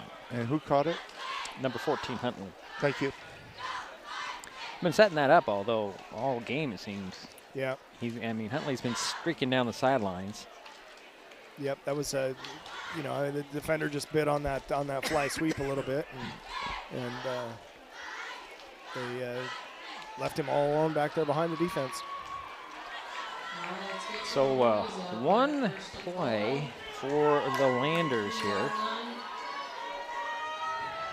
I'm saying you bring in your number 35. Yep, he's a tailback. Feely, and let him go to work. Is he in there? Yeah, he is in there. Into the tail there. Out of the pistol goes Dahl. He'll hand it off to, no, it's like a fake in a rollout. Throw to the end zone, and it's a touchdown. Who caught that one? I'm looking. Can't see. I'm looking. Number 44. Number 41. So Larwick with a TD as time expired, and Waddle will come on to kick the point after. Lorick caught it, 44? Okay. So as it stands right now, it's 37-0. Kelso with the lead here. So we're just waiting for this extra point, and we'll head to the locker room. There's the snap, spot is down. Kick is good. That looked really good for Waddle. To make it 38-0 here at the half. We'll take a timeout. We'll be back. It's Mason Web TV, powered by HCC. Vape companies have a history of targeting teens. Now that they've been caught red-handed marketing to minors in Washington state and forced to pay millions in a major lawsuit, when it comes to your health, choose what matters. Choose you. Brought to you by Mason County Public Health and Mason County Substance Abuse Prevention Coalition. If you're enjoying this broadcast, please give us a like on your favorite social media. Use the handle @MasonWebTV to find us on Facebook, YouTube, Twitch, and Blue Sky Social. Subscribe and follow Mason Web TV so you never miss anything. Also, thank our sponsors who are helping make this broadcast possible. They include Mason County Public Utility District Number 1, Washington State's first public utility district, proudly serving the Hood Canal in Mason County since 1935. What is gig speed internet? We could bore you with the technical details, or we could tell you that it's marathoning movies on your favorite streaming service with no interruptions, or having the grandkids over and not hearing a single complaint about your Wi-Fi. In other words, it's just what you needed.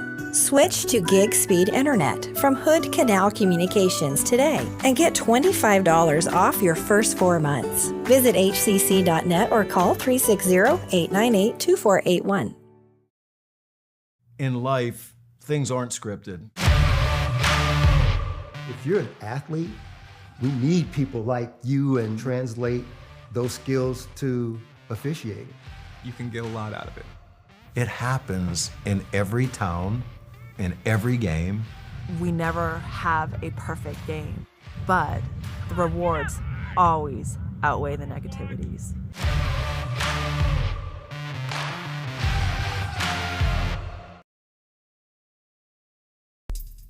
This presentation on Mason Web TV, powered by HCC, is being brought to you by Hood Canal Communications, committed to providing quality services that exceed customer expectations in voice, video, data, and customer service, keeping our community connected since 1934. Mason County Public Health and Human Services Prevention Education Partners Substance Abuse Prevention Coalition. Mason PUD 3, connecting our community with safe, reliable, economical, and sustainable services 24/7.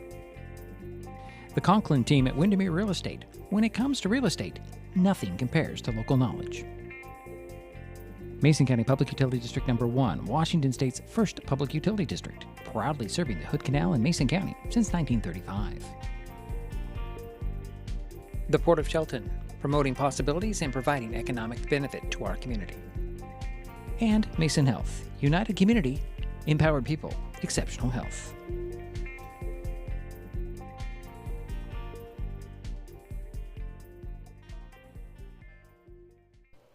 Well, it's halftime here at Jack Stark Field. All Kelso in the first half, 38-0. Terry's feverishly working on some statistics. Andy, my goodness, was not expecting this early on. No, I mean that the tone was set early when we had that interception and Kelso was able to score on that pick, and that just kind of took the wind out of the sails for the Highclimbers, and they've not been able to bounce back from that. They're in there at halftime right now, trying to come up with the solutions and make an effort here in the second half. But it's a tall order. Kelso's a good solid team, and they're gonna be battling the whole way. Yeah, we knew that coming in that this would be a battle, but thought it'd be a tad bit closer than this. Yeah, I mean, Kelso. I mean, like we talked, like I said earlier, it was Kelso runs a really similar game to what we do, and they're very, very disciplined. They get their blocks downfield. They maintain their blocks through the backside of the whistle, and right now they're definitely winning in the physicality department. And the weather hasn't really helped much here at all because it's getting rain's coming down a little bit more now. Yeah, it looks like. Yeah, it's just.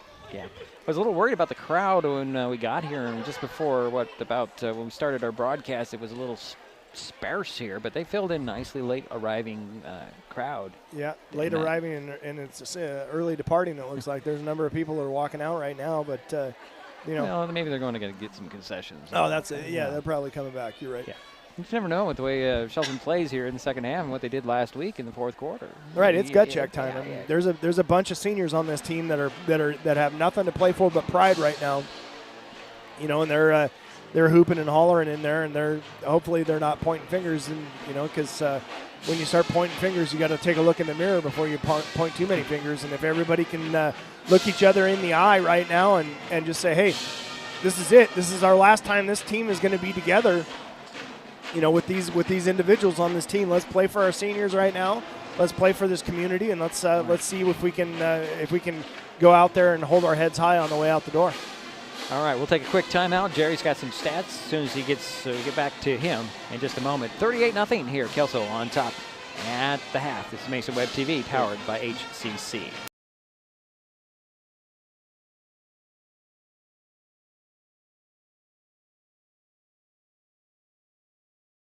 When the time comes for the assistance of real estate professionals, look to the team that has been consistently helping people buy and sell real estate for over 40 years in Mason County. Jeff, Andy, Chrissy, Shelby, and Laura from the Conklin team at Windermere Real Estate take great pride in our area and are proud sponsors of our community. If you are interested to know what your property might be worth or want to find just the right spot, scan that QR code and drop us a line. We'd be honored to help. Nicotine in vapes can increase feelings of anxiety and depression. Though quitting isn't always easy, it's a great way to care for your mental health. When you're ready to take control of your well-being, choose the Tomorrow Health app. It's free for Washington teens and proven to work. Brought to you by Mason County Public Health and Mason County Substance Abuse Prevention Coalition.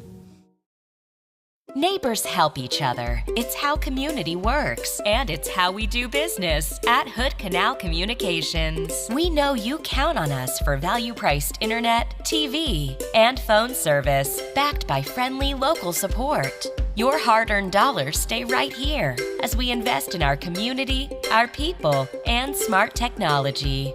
Hood Canal Communications, keeping our community connected while being a good neighbor.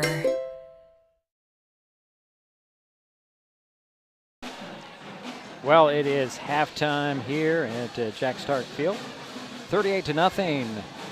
The Kelso Highlanders are leading the Shelton Highclimbers. And Jerry, you showed the stat sheet to Andy before he scuttled off to get his do his break here at the half, and he said, "Wow, what you got for us?" Okay, let's start off with Kelso. Kelso has 11 first downs in the first half. They had 134 yards rushing. They had 114 yards passing for a total of 248 yards in the first half.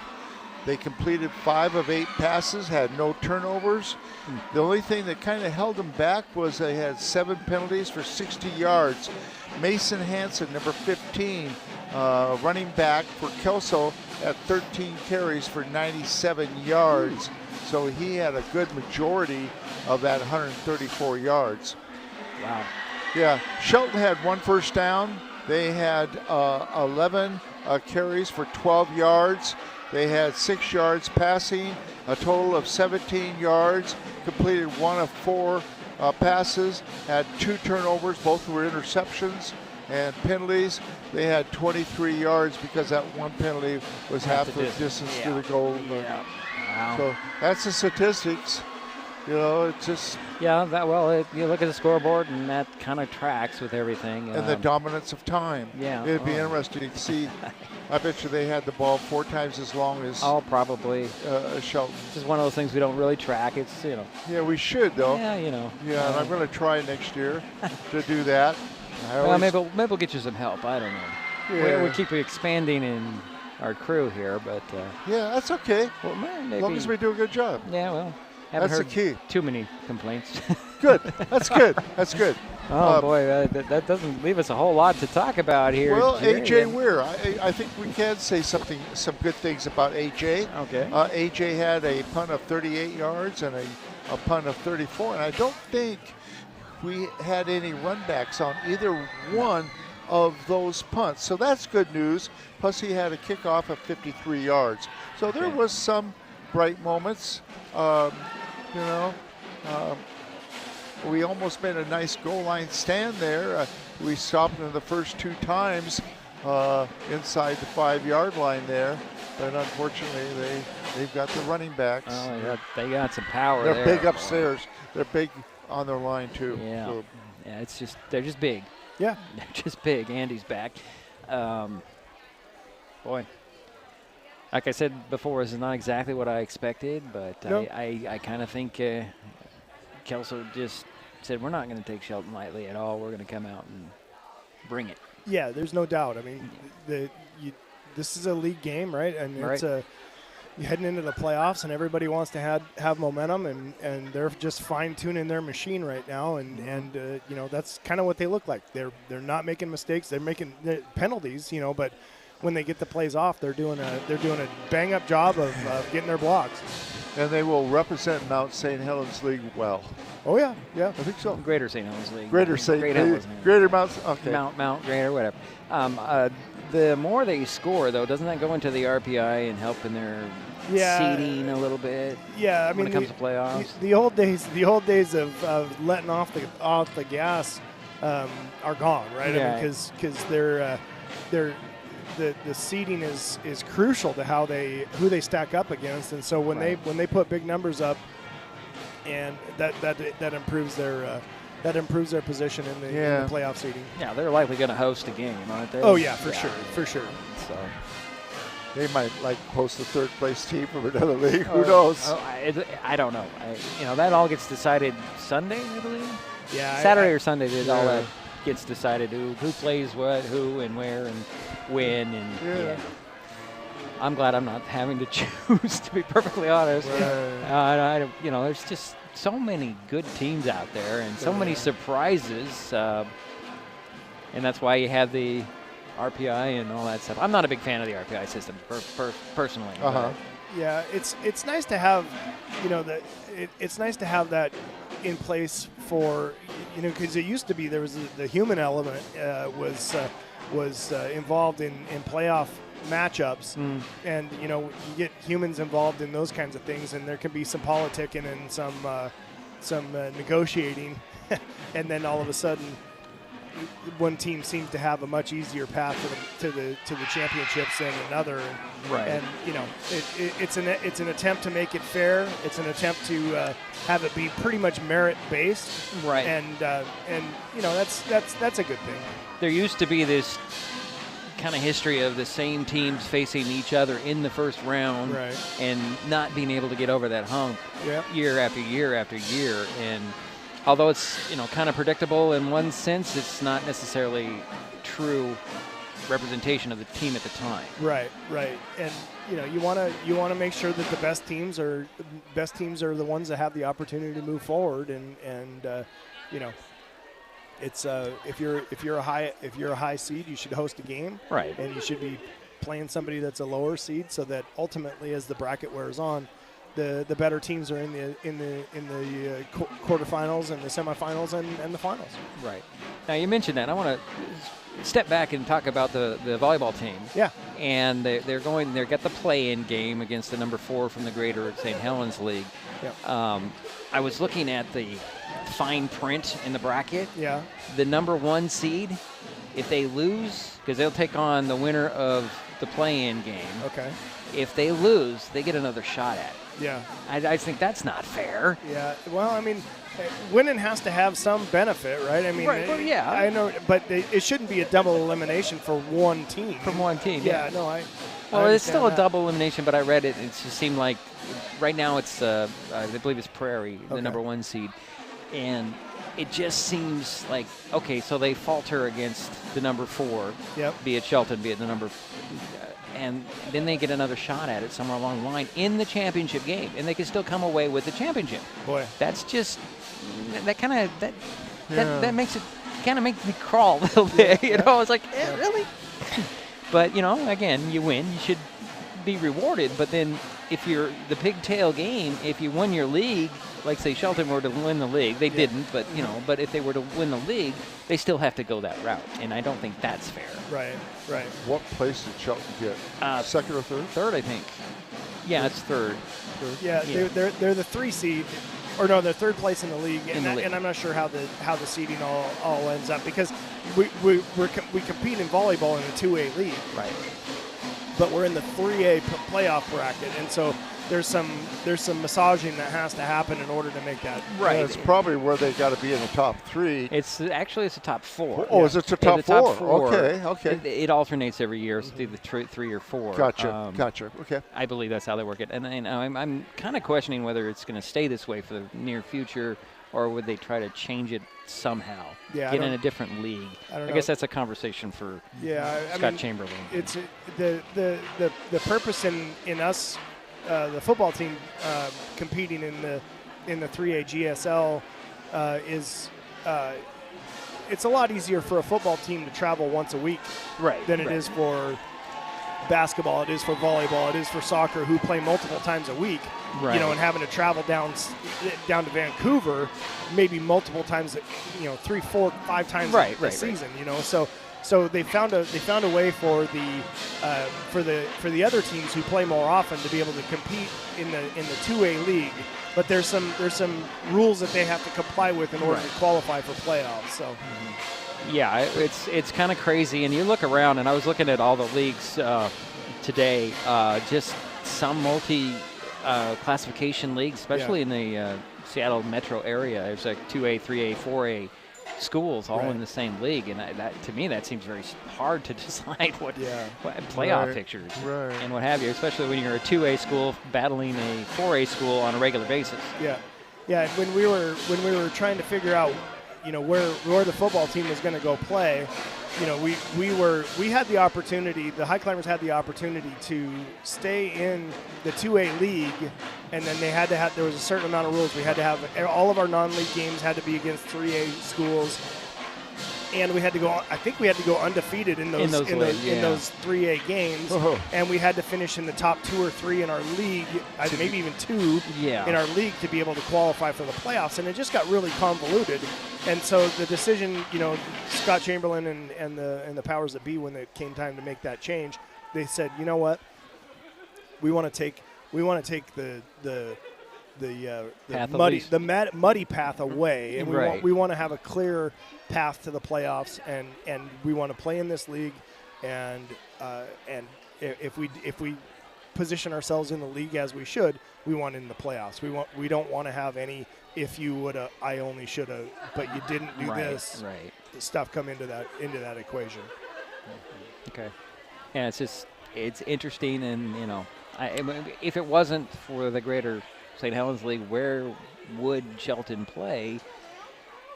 The Puget Sound League, which is a huge league right now. Yeah, it's a big league, and this league was selected because, number one, they wanted us, right? I mean, a lot of these leagues, they're full, and they say, hey, we have all of our games are league games, and we don't have room for another league game because there's only 9 weeks in a football season. Right. Is that where they would be traveling, like to Tacoma? It just depends on. It depends. If they've been in that league. I mean, when we were in the was it the Narrows League? Was that what we were in before? Or South Sound Conference. South Conference, and we had Timberline and Yelm and Capital and Gig Harbor and Peninsula. That was a league that we came from before we dropped down to 2A, and so but that league filled up. They put other squads in that league, and there's just no room. Well, a lot of 2A schools in the Olympia area went to 3A, and that made it very difficult to, you had a lot of traffic in like that. River Ridge. Yep. And then you got Yelm that went up to 4A, and right. I don't envy anybody who has to look at schedules and create all these things. To be perfectly honest, it seems very, very difficult. Yeah, I was talking to Scott Chamberlain just before the game tonight. We were having discussions about all of that, and he's very active in the WIAA and the committees and selection committees and all that kind of stuff. And I don't envy that job at all. It's a really challenging equation. Well, we were right back to football, man. That halftime went pretty quick. Yeah, sounds like they made some good decisions. Yeah. We're in the right spot. All right. Well, third quarter about ready to start. The Highclimbers will get the ball to start this third quarter. So it's good news that Jaden Gray's back there. He's been cleared to continue to play. I think he was playing defense anyway. So. Yeah, he was back in on that last series. Yeah. Ben and Henry back there too? Yep. Bennett on the far side. Jordan on the near side. Here's the run up by Waddle. A line drive kick. It'll be taken at the 15 by Jaden Gray. And he'll be stopped at the 28.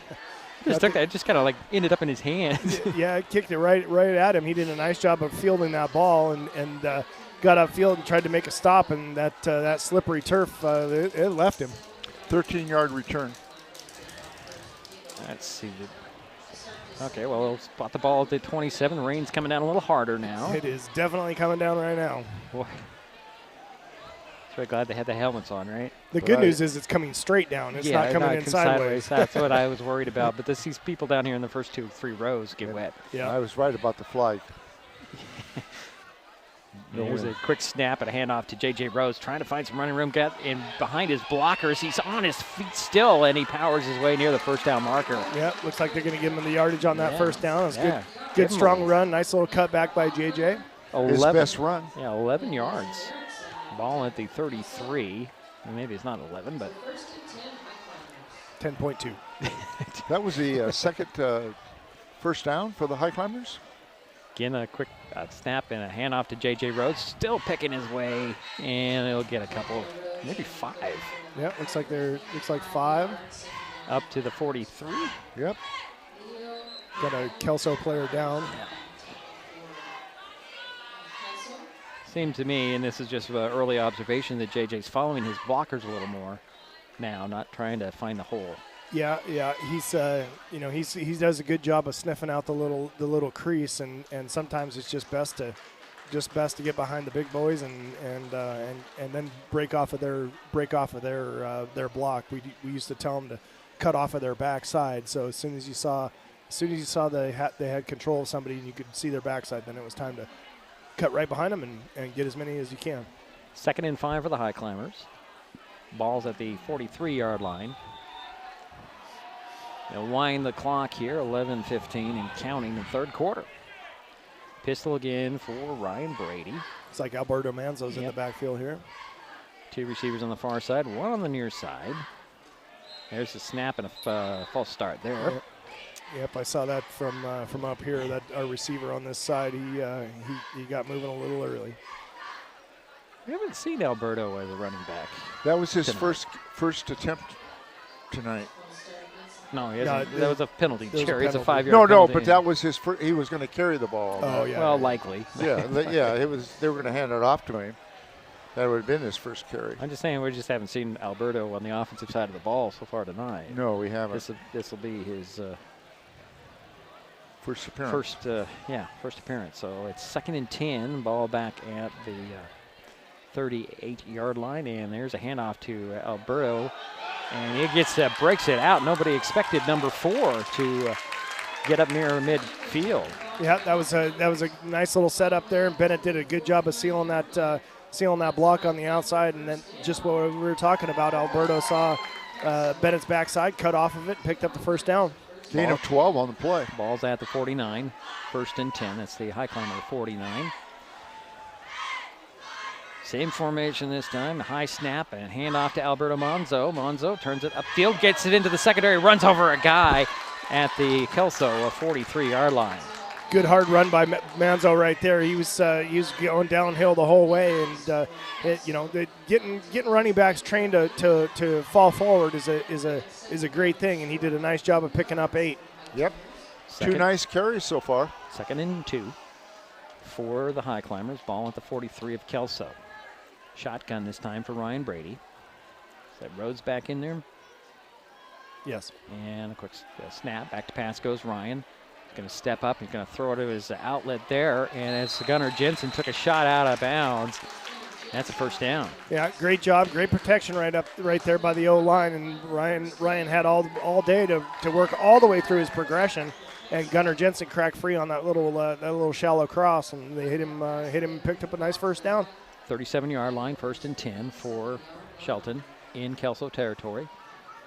Pistol and a handoff to J.J. Rhodes. He's going to try to stretch it out. He cuts it up the numbers there, or the ladder, I should say, and he'll fall forward for, it looks like 6. Yep. Good job getting that foot in the ground and keeping his footing on that wet turf. J.J. did a nice job. Ball's up at the 33-yard line. Fletcher Henry checks into the backfield there. It's like a shotgun for Brady. 2nd and looks like 6, actually, closer to 6. Brady taking his time. There's a snap, hand it off. And getting inside the 30. Who's that, Fletcher? No, that was Rhodes. No, JJ did it. Fletcher was leading on the block right there. It was just very deceptive to me who that had. Just didn't seem like the running of JJ. Yeah, he's trying to keep his feet. That's a really slippery surface out there right now. I can only imagine. Ball is just inside the 30 at the 29, 3rd down, and it looks like 2. Pistol again, and Ryan's going to run, keep the possession of the ball, trying to get extra yards, and he manages to fall forward for the first down at the 26. Good job there. That's that quarterback counter that we've seen them run so well. They fake that toss to the outside, and then they got that inside lane opens up because you get the linebacker seeing that toss going outside, and the flow goes, and then they just cut back against it. It's a 1st and 10 from the 26 are the Shelton Highclimbers. And the Highclimbers are moving. They picked up 3 first downs in a row here. Pistol for Brady. Approaching 8 minutes to go here, 3rd quarter. 38-0. Here's a handoff. And good leg drive. I thought he was stopped, and he kept going. Yeah, they ran power to the right side there. JJ didn't like it and cut back against it, and that's we always used to say, if you cut back against power, you better be right, because there's nobody backside to block for you there. Gain of 3. Yeah, that was Vanderpool on the carry. Oh, nice. And he's back. He's still in there. 2nd down, 7 from the 23. There's a little fake handoff, and on the rollout, and Ryan Brady's going to run. He's going to slide and take a shot inside the 20. Late hit. He gave himself up, and he took a shot. Yeah, he did, and there's a late flag.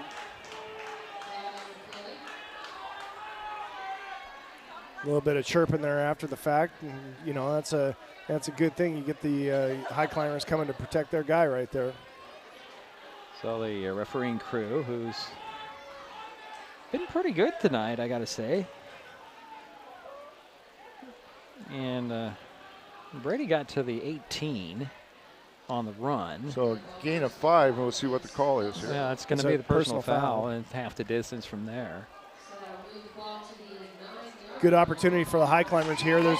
Emotions are running high right now, and these guys better do a good job of controlling that, because this is where winning habits step in, and you have to be able to control yourself and remember what the task at hand is and execute. Rhodes back in there. It's 1st and goal from the 9 for Shelton. Clock is running, and 7:05 to go here in the 3rd quarter. Brady directing some traffic here. Got 5 on the play clock. There's the snap, turn around, and he'll pull it back and throw the little fade route that's going to be incomplete. The flag in the end zone. Yep. That was to Bennett, wasn't it? Yeah, it was to Bennett, but they bottled him up. They wrapped him up and took him down on the ground as the ball was in the air. It's a pretty easy pass interference call, I think. Get another half the distance. If it's in the end zone, no, I think they'll put it on the 1. Will they? Ooh, they're calling it the other way. Wow, I don't know how you call that. Holy cow. They're calling it on offensive? Yep. Yeah, that's, boy. Intercept? No, it's offensive pass interference. Yep. Oh. Crowd does not like that at all. Yeah, that's a tough call. Put the ball back at the 19-yard line. It'll be first and goal from there. Yeah, 10-yard penalty? Yep. That's, interesting call. Boy. Shotgun for Brady. And now what do we have here? We have whistles. We have... just reaffirming that what the down is, and it is first and goal from the 19. 19, that's what I'm trying to say. Again, shotgun for Brady. 2 receivers on the far side, 1 on the near side. It'll be a handoff to J.J. Rhodes, and he will go nowhere. Yeah, that was sniffed out pretty well by that defensive end, number 31 there, and that mesh was a slow developing mesh there, and Ryan may have seen, if he saw that back on film, he's probably going to wish he would have pulled that and kept that ball and gotten up the middle on his own. Yeah, loss of 3 on the play. Ball back at the 22-yard line. It's second and goal. Clock is running, 6:20 to go, third quarter. Kelso 38, Shelton nothing. Highclimbers looking to get on the board here. Shotgun again for Brady. Short drop. Gonna sling it over there to Rhodes. Rhodes has got Bennett Henry in front of him with a blocker, and he'll get out the outside to about the 16-yard line. Thought I saw a flag come in. A 7-yard pass play. Looks like there's a fall. There's a penalty against the Highclimbers. Is there? Okay. That's what I was talking about, right? This is where winning habits have to shine, and it's shooting yourself in the foot down here in the red zone is the stuff that they're going to have to clean up this offseason. It's going to be a procedure call and ball back at the 22-yard line. 27-yard line, excuse me. Under 6 minutes to go, third quarter. Second down and goal. Pistol for Brady. There's a snap. Throw a pitch in the middle, and it's going to be an incomplete pass. Yeah. Threw a forward pass, it's incomplete. Yeah, they said trying to set up a little shovel screen there to Bennett coming across the formation. And it's third down. Does stop the clock with 5:38 to go in third quarter.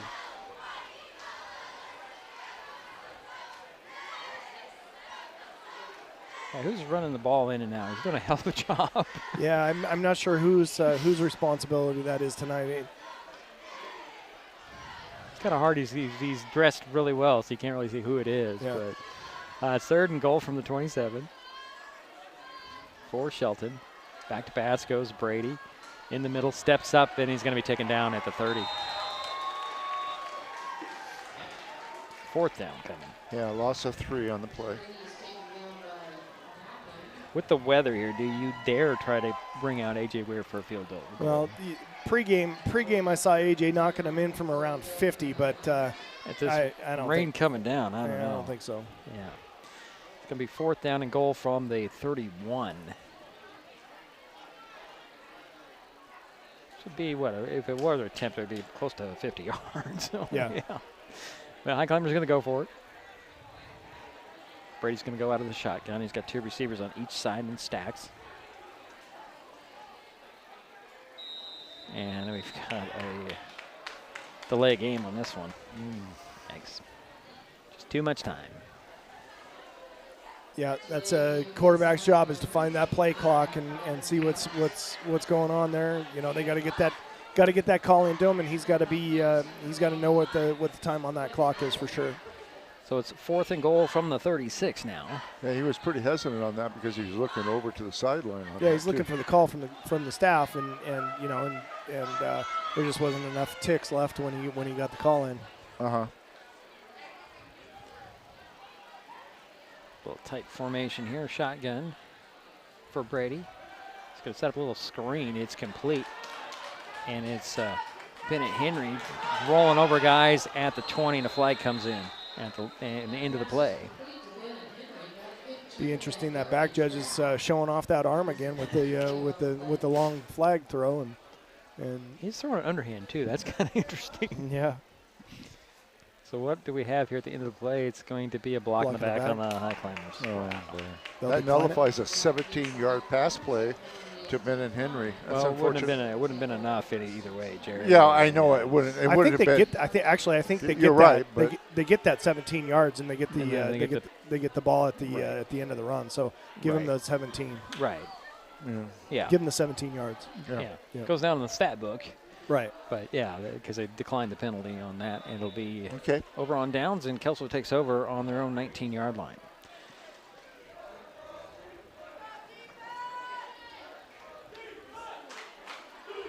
Thank you. So Owen Dahl out of the pistol. He's got Hansen behind him. Hoover goes in motion. And we have flags. And this is going to go on the Highclimbers. Yeah, this is. I think we got a little excited about getting in there, and we're moving upfield just before the snap of the ball. And unfortunately, they're starting to pick up some penalties. The Highclimbers. Yep. So it's 1st and 5 from the 24 now for Kelso. They're leading 38 to nothing. Where did I come up with 13? I have no idea, but 38 to nothing. Rather have it 13 to nothing, but 38 to nothing, and Dahl will go out of the pistol. Again, turn around, and we have yet another. This time it's going to be 5 yards on Kelso. Mm-hmm. Yeah, boy, this is it's Here, sloppy. You do a 5 yards, we'll take a 5 yards. I don't know. All right, ball back at the 19 now. It's 1st and 10. You know, with the way the rain is coming and the score, wouldn't you, if you're Kelso, wouldn't you just want to run the clock and get out of here? Yeah, I'd expect them to just be grinding away here. Yeah. Unless they want to get to that mercy rule. Or, and then they can let the clock run. Pistol again. This is going to be another man in motion. Turn around and hand it off, and this is Hansen trying to bounce it outside. He breaks one tackle, gets the 25 to the 30 and out of bounds. Wow. Looks like he's short of the first down out there. Looks like he got about 7, I'd say, based on the spot. Maybe 8. Yeah, let's give him 8. Yeah. Well, it's at the 28, so. Yeah, so 9 yards. 9 yards. 9 yards, okay. Sounds good. So he's over 100 yards for the game. 2nd and 1 for Kelso. Clock stopped at 4:26 to go. 3rd quarter. Pistol again for Owen Dahl. Hand it off, and here is Hansen. Hansen spins across the 30 to the 31. Picks up the first down.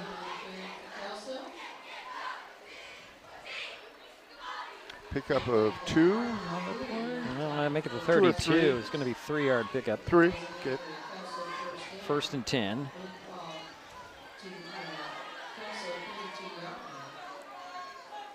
Got some big boy shuffling here. Yeah. Noah Tuatea in and Mason Guard out. So 1st and 10 now. And there's a handoff again to Hansen. Hansen breaking tackles. Gets up to the 39. And the flag comes in late. The back judge, that's a good 15-yard throw by the back judge there. And it's underhand, too. No, that one was overhand. Was it overhand? Okay, yeah. All right.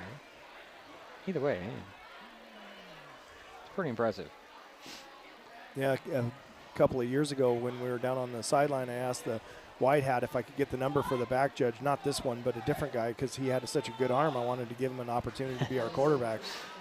It was a personal foul against the Highclimbers, and 15 on that one, and it puts the ball up at the Highclimber 46-yard line. 46, first and 10. 3:49 and counting on that third quarter clock. 38-0 is our score. Kelso in control with the ball. Pistol again for Dahl. This is a handoff. And, ooh, clothesline there. And that was Rutherford with the run. Yeah, you got kind of folded in half right there on the interior line. Gain of 3. Got up to the, It's like 2, Jerry. Yeah, 2 yards. 2, you want to give him 2? Yeah. 44, so 2nd and 8 coming. Yeah, it was an awkward-looking tackle. Got trips stacked up at the end of the line on the near side and one guy on the far side. Out of the pistol and a turn on a handoff. Rutherford, I believe, with the carry. No, this is not. No, it was Rutherford out to the 41. Yep. Fletcher Henry in on the tackle, number 26. It'll be 3rd and 5 for the Landers here. 2:40 and counting on the third quarter clock.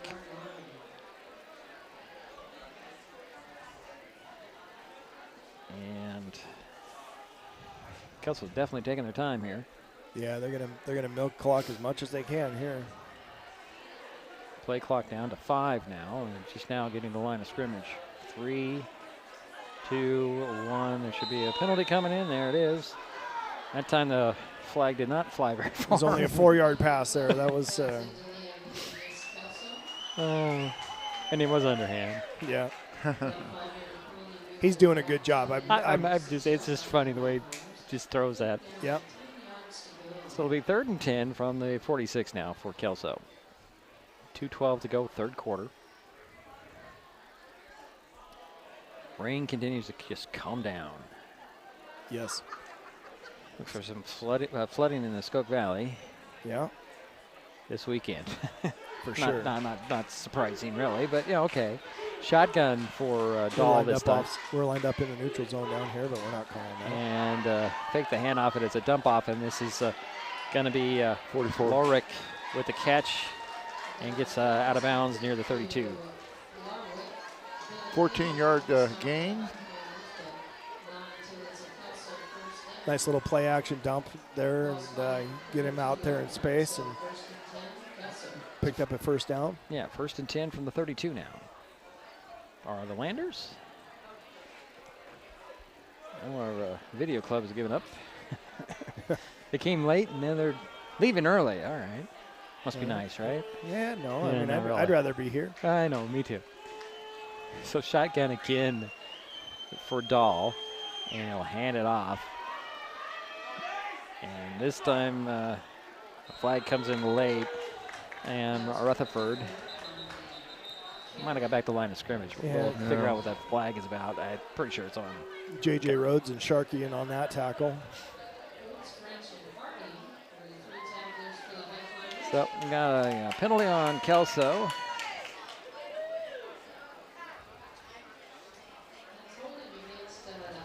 Ninety yards and penalties so far for Kelso. Wow. 42-yard line. The ball is back to Kelso has a 1st and 20. Is that right? Yeah. Shotgun again for Dahl. Rutherford in the backfield with him. 2 receivers on the near side and 2 standing up on the far side. A little handoff on the sweep this time. This is Roller getting around the outside and run out of bounds. Good job making that tackle in space out there. Trevin Roller. You know, guys, I didn't point this out. I want you to look at the last name of number 42 for a minute. There's a pronunciation below it as best I could figure out. Zumanayazov? Yep. All right. That's a good one. Yeah, I haven't seen him play, but that is a good name. Looked like a gain of about 7 on that play. It's actually 5, Jerry. 5? Yeah, it's going to be a 2nd and 15 from the 40 okay. or from the 37. Oh, okay. It's like Kelso's calling timeout here. Calling timeout. And that's their first timeout of this half and 2 left. Thank you, Jerry, for that great explanation. I'm learning. For those of you who did not hear last week's game, we were giving Jerry a bad time about his explanations. So I don't see Shauna Whelan out there right at the moment. She was down at the goalposts. I think she's probably trying to dry out, unless she's under that tent down there. I don't know. But you will find her many of the events around Mason County, camera in hand, capturing pivotal moments. Shauna works freelance for numerous media outlets, including the Shelton Mason County Journal and Play on Sports. Shauna's photos are available online. Search Shauna Whelan Photography on Facebook and reach out. And you have some on your website, right? Occasionally she sends me some photos. Yeah. She does like to tell me how the struggle she has with some of the stadiums and the lighting. Sometimes it's pretty dark. Yeah, it's shooting football games in the rain is tough. Yeah, I can only imagine. Here's a handoff to Rutherford, and he'll be cut down at the 35. And that was a second down. This will be 3rd and 13. That was interesting. I don't know if he was actually trying to hide the ball on his hip, like they were trying to confuse the backfield defense there, or if it was just lost the grip. But slipping. I have to believe that there was a little bit of intent with that, based on they had that fly sweep action going the other way. So 3rd and 13 from the 35, with 28 seconds to go here in the third quarter. Clock is running. 10 on the play clock. They'll have to get a play off. Out of the shotgun goes Dahl. He'll sling one and complete. What a nice grab there by Dieter. Alex Dieter, that ball was in the air and almost to him by the time he turned around. Yeah, definitely a timing type play, and that's when the quarterback and the receiver have to have thrown that route 150 times, to make sure that they know where the ball's supposed to be and when the ball's going to be there, because as soon as he turned his head around, the ball was on him. So that's a first down at the 22-yard line. 13 seconds remain here in the third quarter. Clock is stopped as Dieter ran out of bounds. So one more play. No, actually they wound the clock, so they're not going to get the play off. I thought he ran out of bounds. I thought he did too. Yeah, so that'll be the end of the third quarter. I'm thinking they might want to talk about this one. Well, maybe not. They're just going to let it go. Yeah, we're going to let it go. So we're through 3 quarters, 38-0. Kelso still in control. We'll head to the fourth. Got fall projects? Here are a few that will save energy and save money. Weather strip or caulk around doors and windows, change filters in your heating systems, get necessary maintenance on your HVAC, clear weeds or leaves from around outdoor heating units, and set your thermostat to around 68. Colder temperatures mean higher power usage, so keep an eye on how much power you're using with the Smart Hub app. Learn more at pud3.org/tips.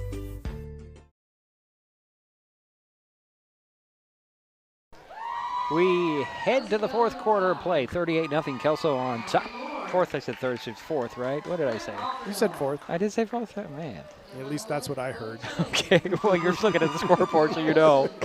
All right, well, it is the fourth quarter. 12 minutes remain in the ball game, and it's a 1st and 10 for Kelso on the Shelton 22-yard line.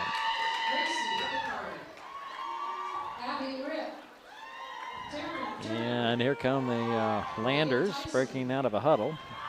Dahl will go out of the shotgun. 3 receivers on the near side, 1 on the far side. I believe that's Dieter on the far side.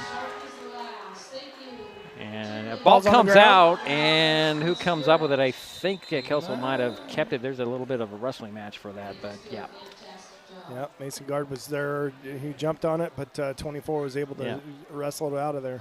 Yeah, Trevin Roller was the running back as well, and he fell on the ball. Loss of a couple on that, or 1. Ball at the 23-yard line, so it'll be 2nd and 11. Pretty sure Kelso just wants to get above 40 points on the scoreboard here. Yeah. Shotgun for Dahl. Roller in the backfield. He'll shift from the right side to the left side, and back to pass goes Dahl. Owen in a crowd, throws it a little. Oh, did he get it out there? I don't think so. No, it was incomplete. That was Mendez. Just very close to that sidelines. Looks like Bennett Henry was on the pass coverage right there, and the sideline was a big help also. And they only have to have 1 foot in, right? No, I think that was Fletcher out there. Okay. And 1 foot. Well, Henry was involved in that play. Yeah. It's a odd day when I can't tell the difference between those two boys anymore. Well, you know those jerseys are wet, so you know. Yeah. And yes, Jerry, 1 foot in for a reception. Yep.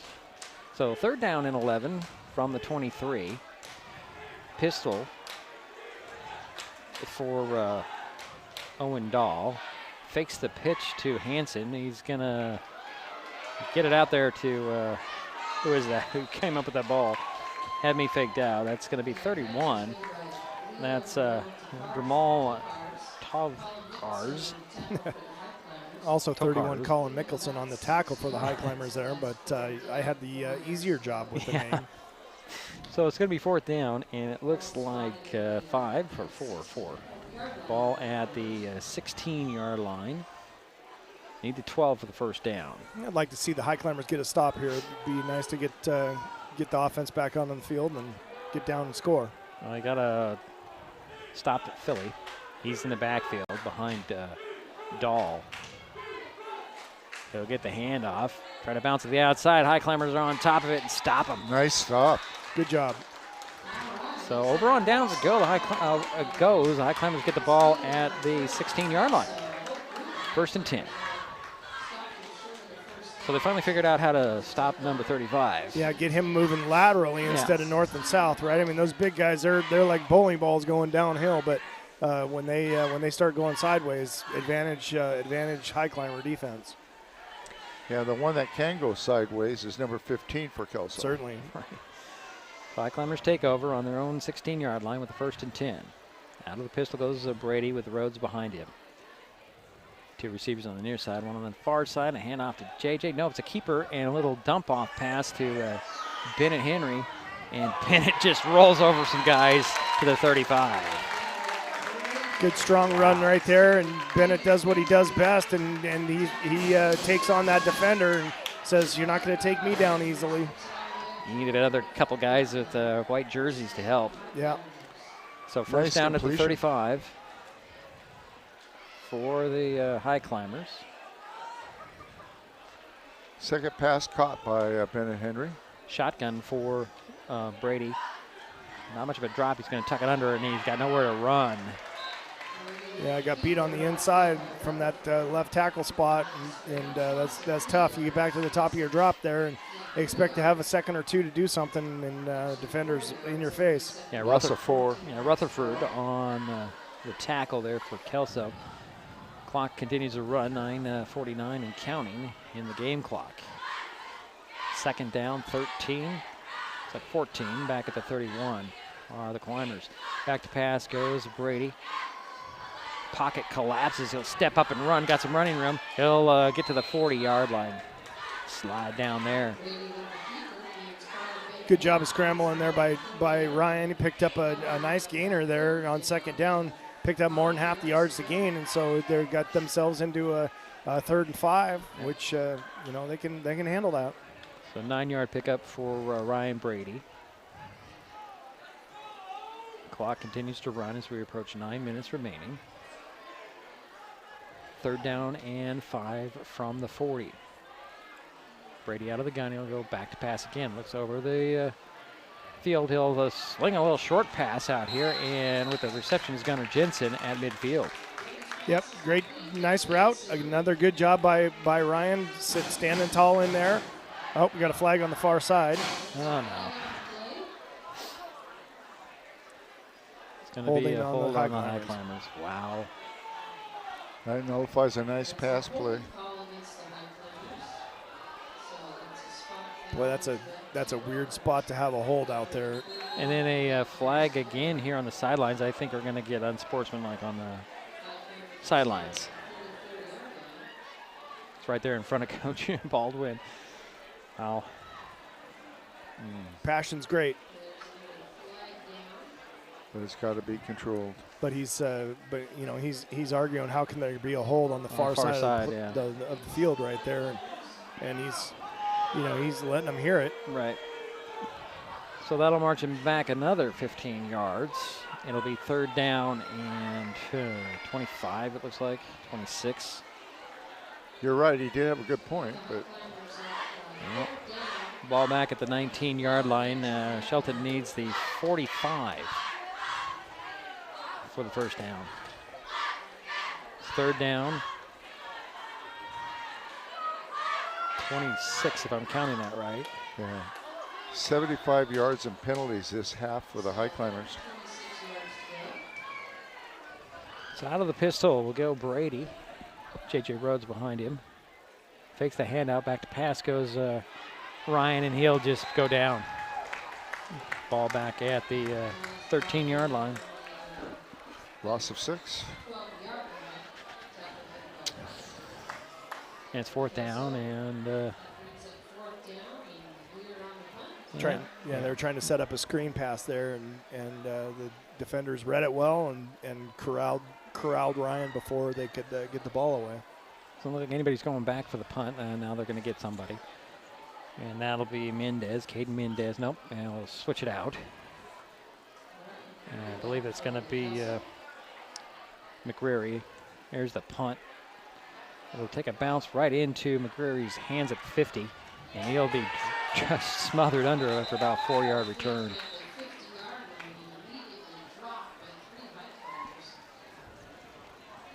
Yeah, Fletcher Henry turned it back inside right there, and then there was 3 other climbers that came in and did the mop-up job.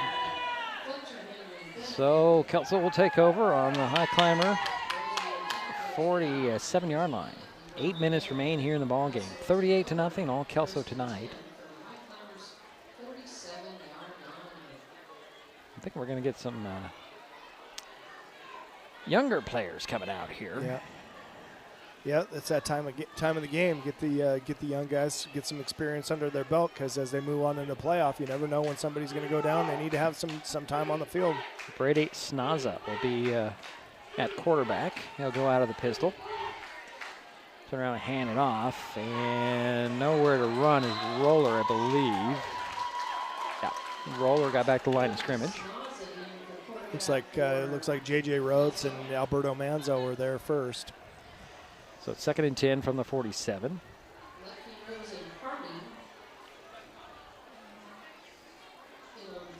Clock is running, 7:35 to go here in the ball game. 38-0, all Kelso tonight. The Landers have the ball. Snaza will go out of the pistol. Send a couple guys to the far side and one to the near side. And hand it off to Roller. Roller trying to go sideways, turns it upfield. Flag comes flying in, and Roller gets inside the 40 to about the 36-yard line, but there's a flag way back here at midfield. Yeah, there's another clear hold on that outside. You know, our defender, that's Gunnar Jensen outside. He does a nice job of reading that play and getting inside leverage on that block, and all that receiver out there can do is hang on for dear life as Gunnar's going to go make that play. So yeah, that 11-yard run was nullified by the holding. Ball goes back to the 43-yard line of Kelso. 2nd down and 20. 7:10 to go here in the ball game. Rain's coming down just straight. Straight down. Straight down. In sheets straight down, if you can imagine such a thing. Oh, we can. We live in Washington. We're used to it. Yeah. There is a handoff again, and I believe this is Roller. Nope, this is actually going to be Rutherford. He'll get to the 47. Looks like Gabe Gooley made the tackle there. Gabe's coming off the field. Manzo's coming off the field. This will be 3rd down and 16. Ball just shy of the 47. Clock continues to run, 6.5 minutes to go.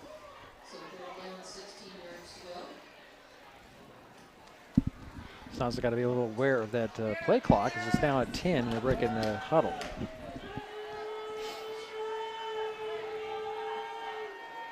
Three on the play clock and a handoff, and this is going to be Rutherford getting to the outside to the 50.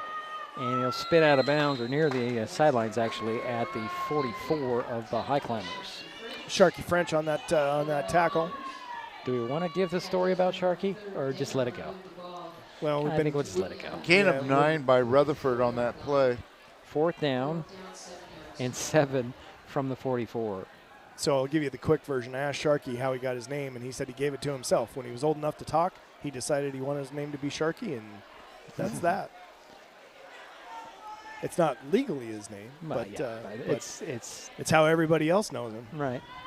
Well, Sharky's fun to say. So. Oh yeah, and he's a fun kid. He's a riot.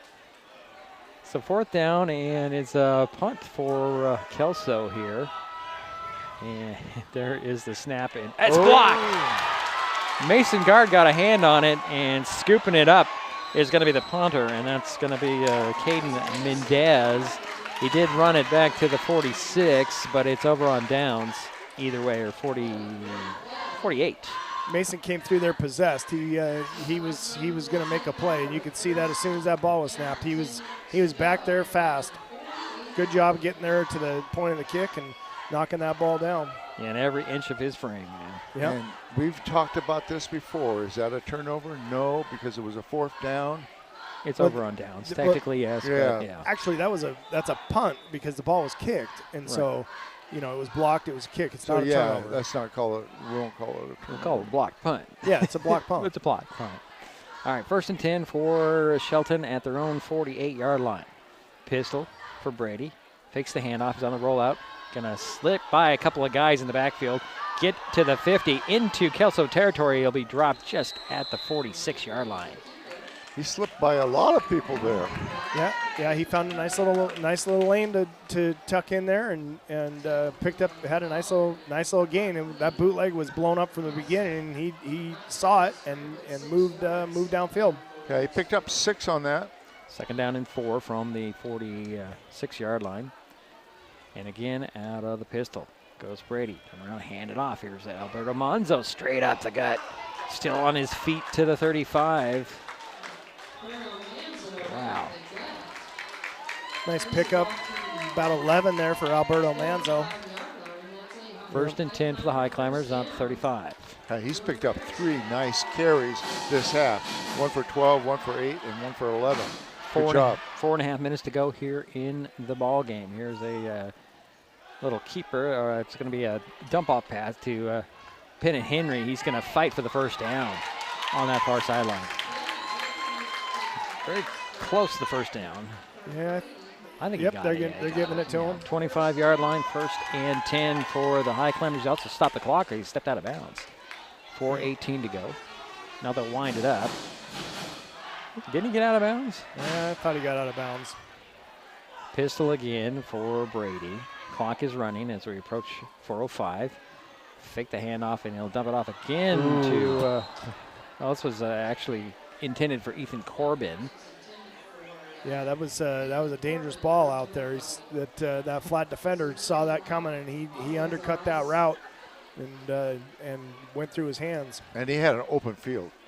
Yeah. So 2nd and 10. Now the clock is stopped. 4:02. Pistol again for Brady. Manzo behind him.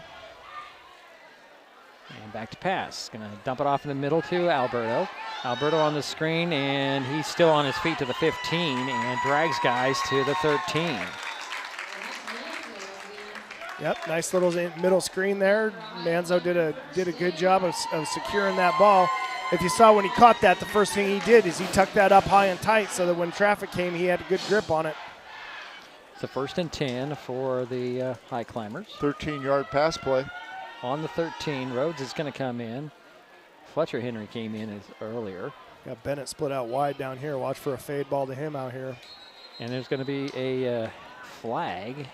Plenty of time on the play clock. I'm not sure. Somebody line up outsides here?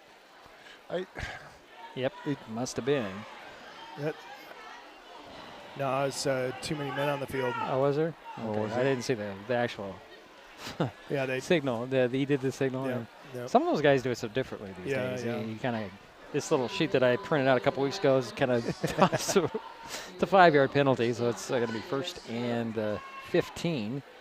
Ball back at the 17-yard line, and Brady's going to sling it over the near side and a little lateral. And here goes Mason Guard. He's going to score. Mason Guard. Oh, my. Wow.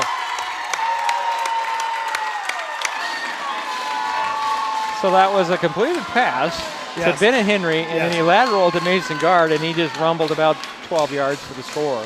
That's rewarding a kid who has worked his tail off for you all season long. That's a great call right there. Mason Guard gets to put that in his highlight reel. Great, well executed. There's no kid happier right now than Mason Guard, and his whole team's really happy for him. He has absolutely given everything he has all year long. A.J. Weir's on to kick the point after. 3:22 to go here in the ball game. It's now 38-6. There's the snap. The spot is down. Kick is up. Kick is good. The Highclimbers get a touchdown. They trail 38-7 on Mason Web TV, powered by HCC. What is fiber internet? We could bore you with the technical details, or we could tell you it's just internet. Internet that can do whatever you need. Crystal clear video chats with the family, smooth streaming of your favorite shows, uploading a ton of vacation photos in an instant. Even all of the above, all at once. Switch to fiber internet from Hood Canal Communications today and get $25 off your first 4 months of gig speed service. Visit hcc.net or call 360-898-2481. Well, the Highclimbers finally get on the board. 3:22 to go here in the ball game. It's 38-7. But if there isn't a player on this team that doesn't deserve that touchdown more than Mason Guard, I don't know who it would be. No, that's what I was saying before we took that break. Mason has he has been a standout for us all year long on both sides of the ball. And those big linemen, they don't get very many opportunities to put the ball in the end zone. But that whole unit's going to be celebrating that touchdown. That's a fun thing for those guys. So A.J. Weir has it teed up to kick it back to the Highlanders. Here is the run up and the kick line drive. It's going to be picked up at the 10. And getting to the 30-yard line and still on his feet at the 35 is number 9. That's Jackson Carroll. Sharkey had him wrapped up, and then it looked like J.J. Rhodes came in with the lick right there, but he kept his feet even through that second contact, and then they wrapped him up and took him to the ground. 55-yard kickoff and a 25-yard return. So 1st and 10 for Kelso on their own 35-yard line. 3:15 to go in the ball game. The Highlanders in control, 38-7. Still Snaza in there at QB. And go out of the pistol. Rutherford behind him. Boy, he takes a really low crouch. Actually, no, that's not Snaza. We'll give you the quarterback here. And it's Roller on the carry, nowhere to go. That is Deo Ori, number 21, the quarterback. Yeah, a whole host of Highclimbers there to make that tackle. Loss of 1 on the play, 2nd and 11. Clock is running, 2:50 to go in the ball game.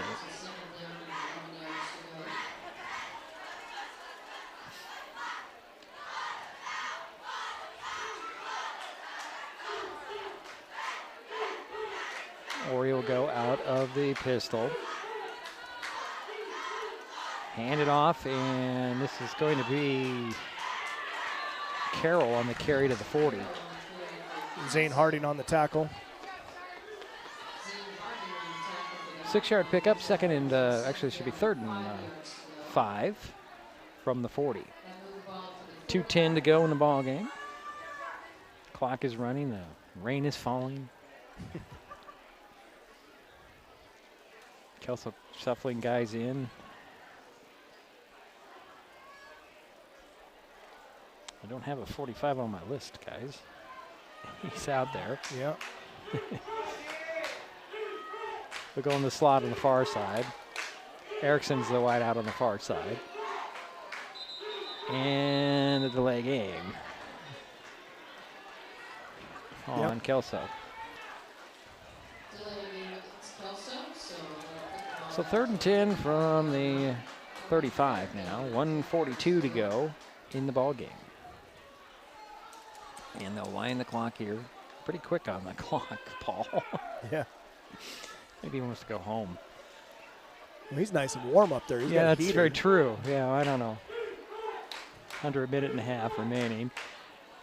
Oriole hand it off, and here's Carroll up the middle, trying to find some running room, get a couple of yards. Be 4th down and 8 from the 37-yard line. Well, guys, I want to take this little minute here and say thanks so much for having me on this season. It's been an absolute pleasure. I've enjoyed every minute of it, and really looking forward to being able to do this again. We appreciate you being here. You brought such a great knowledge to the broadcast. I call it a booth, but we aren't in a booth. Well, you've given us a great perspective, different perspective, and it's really appreciated. Yeah, thank you, Andy, for being here. Yeah. Oriole go out of the pistol on a 4th and 8. Turn around and hand it off to Carroll. Carroll nowhere to go.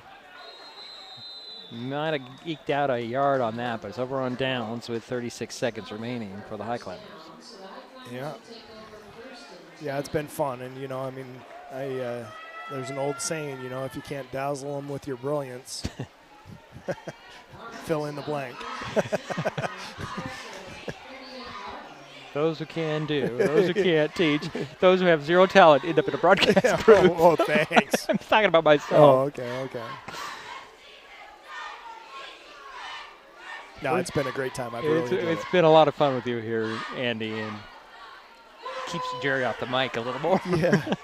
That way you can focus. You can focus on the stats because those really important, interesting stuff. Yeah. 1st and 10 for the Highclimbers on the Kelso 38, and Brady will dump a pass off in the middle to Ben Henry. I'll get up to the 31. 27 seconds and counting on the game clock. 2nd and 3. Brady back pass again. He's going to look for the end zone. He's got a lot of time, and he'll throw to the other side, and it is complete to Bennett at the 11. That's Bennett Henry. I just tend to call him by the first name like I know him. He's a buddy. Yeah. How many yards did he get on that? That's going to be like 20. Thank you. Yeah, there was some talk about Bennett closing in on some pretty significant milestones for receiving. So, they're clearly trying to get him the ball right now. But Bennett's had a heck of a career here as a high climber. A lot of these seniors have had a heck of a career. You got Noah Tuatea, you got Dalton Kobaki. I'm going to look down the line here and see Dwayne Nunez-Lopez. Right. See who else we can see. Cesar Zepeda Soto. There's a lot. There's a lot of them, and they've all been big contributors to this program, and it's going to be too bad to see them go, but the young guys are going to have their opportunity next year, and we'll see what happens. 12 seconds remain in the ball game. It is a 1st and 10 from the 11 for the Highclimbers. Brady's going to go out of the pistol. With Rhodes behind him, and it'll be a reverse, and it's Gunnar Jensen trying to find something. He'll step out of bounds inside the 10 at about the 7-yard line. 5 seconds to go. They're winding the clock. That stepped out of bounds. Well, come on. That clock is running and I see expiring.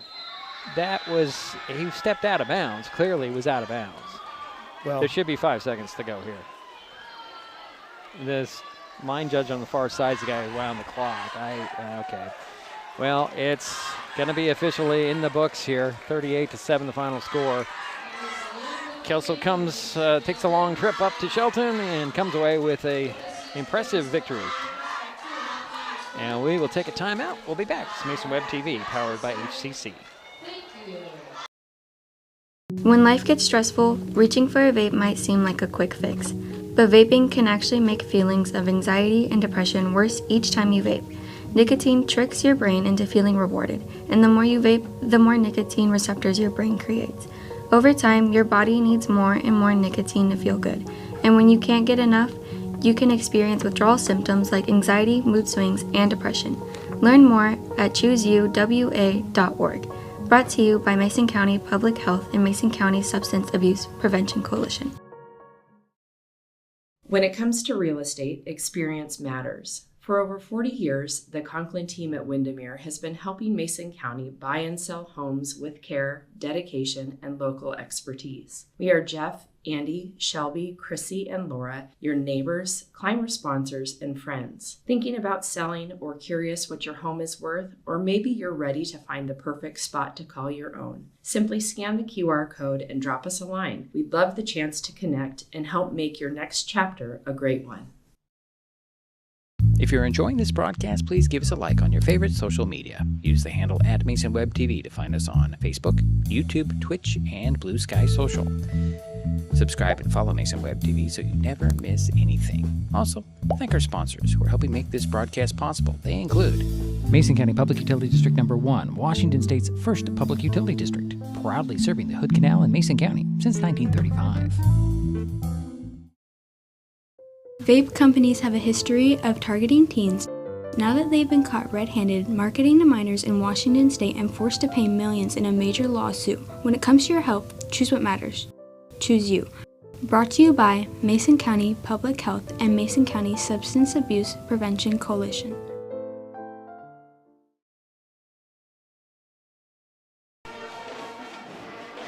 Well, it's a final here at Jack Stark Field, the finale, I guess, for the Highclimber football season. They fall to Kelso 38-7. Andy, I don't know what else you could say after what we've just seen tonight.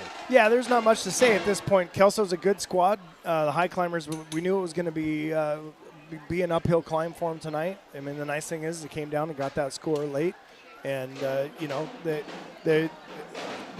what we've seen all season out of these guys is a steady improvement. We've seen them get better week by week by week, and Coach Baldwin's first year coach here implementing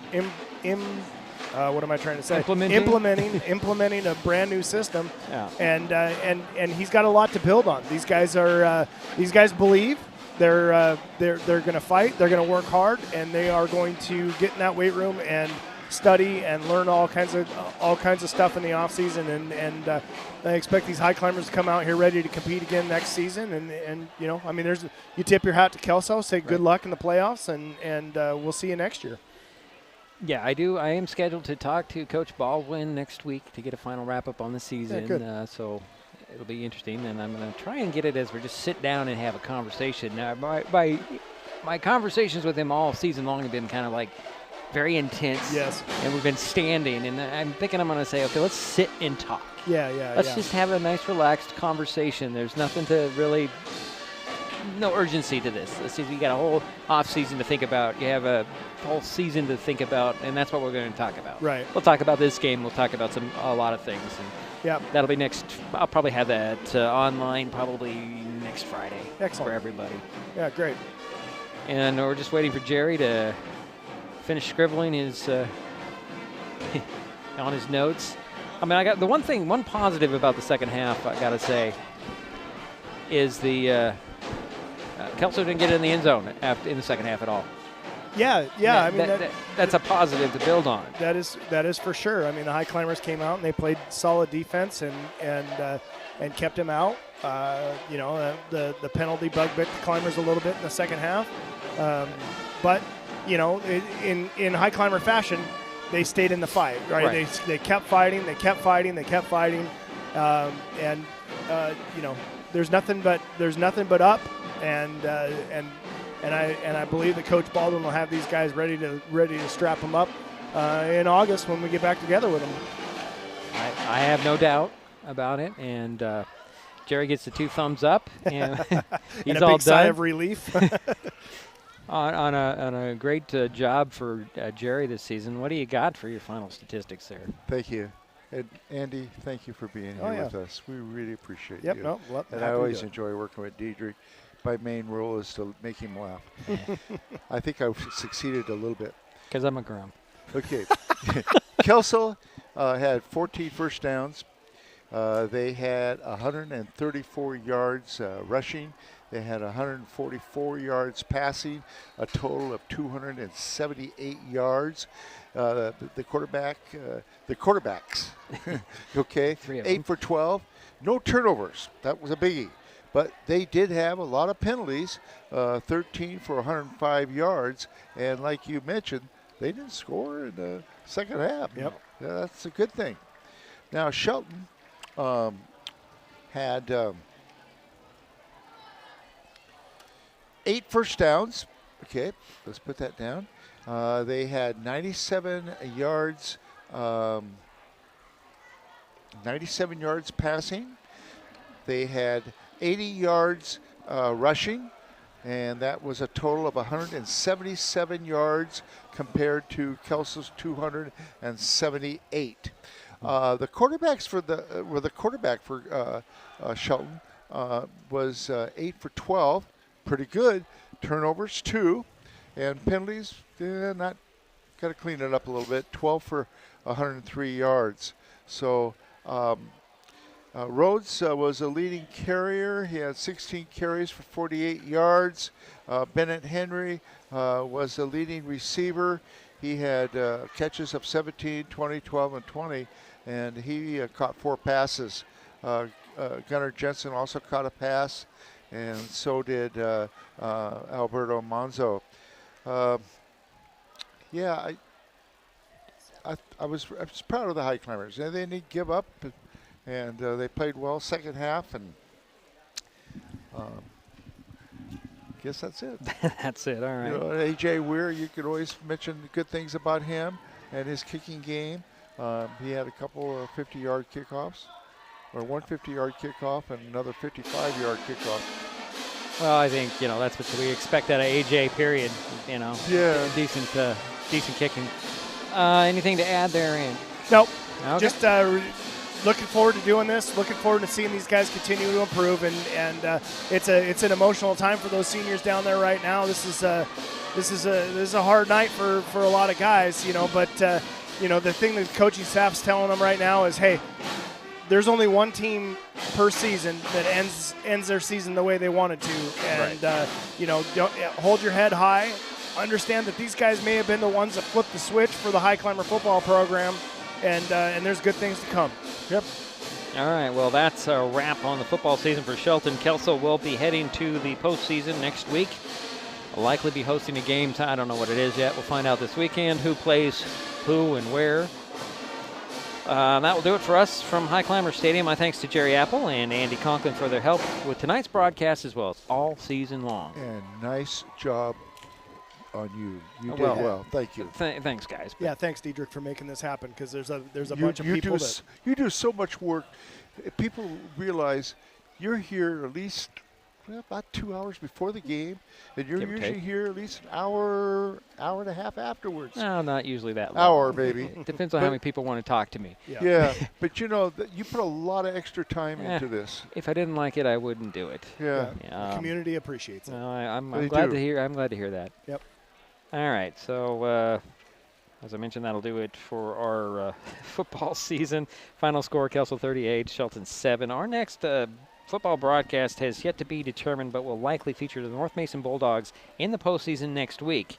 Otherwise, we'll talk to you in December when basketball starts.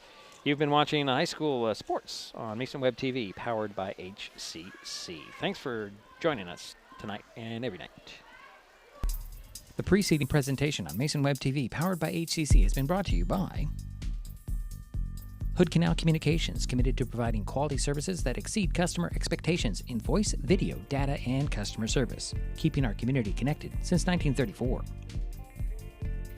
Mason County Public Health and Human Services Prevention Education Partners Substance Abuse Prevention Coalition. Mason PUD 3, connecting our community with safe, reliable, economical, and sustainable services 24/7. The Conklin team at Windermere Real Estate. When it comes to real estate, nothing compares to local knowledge. Mason County Public Utility District Number 1, Washington State's first public utility district, proudly serving the Hood Canal in Mason County since 1935. The Port of Shelton, promoting possibilities and providing economic benefit to our community. And Mason Health, united community, empowered people, exceptional health. Thanks for watching Mason Web TV, powered by HCC.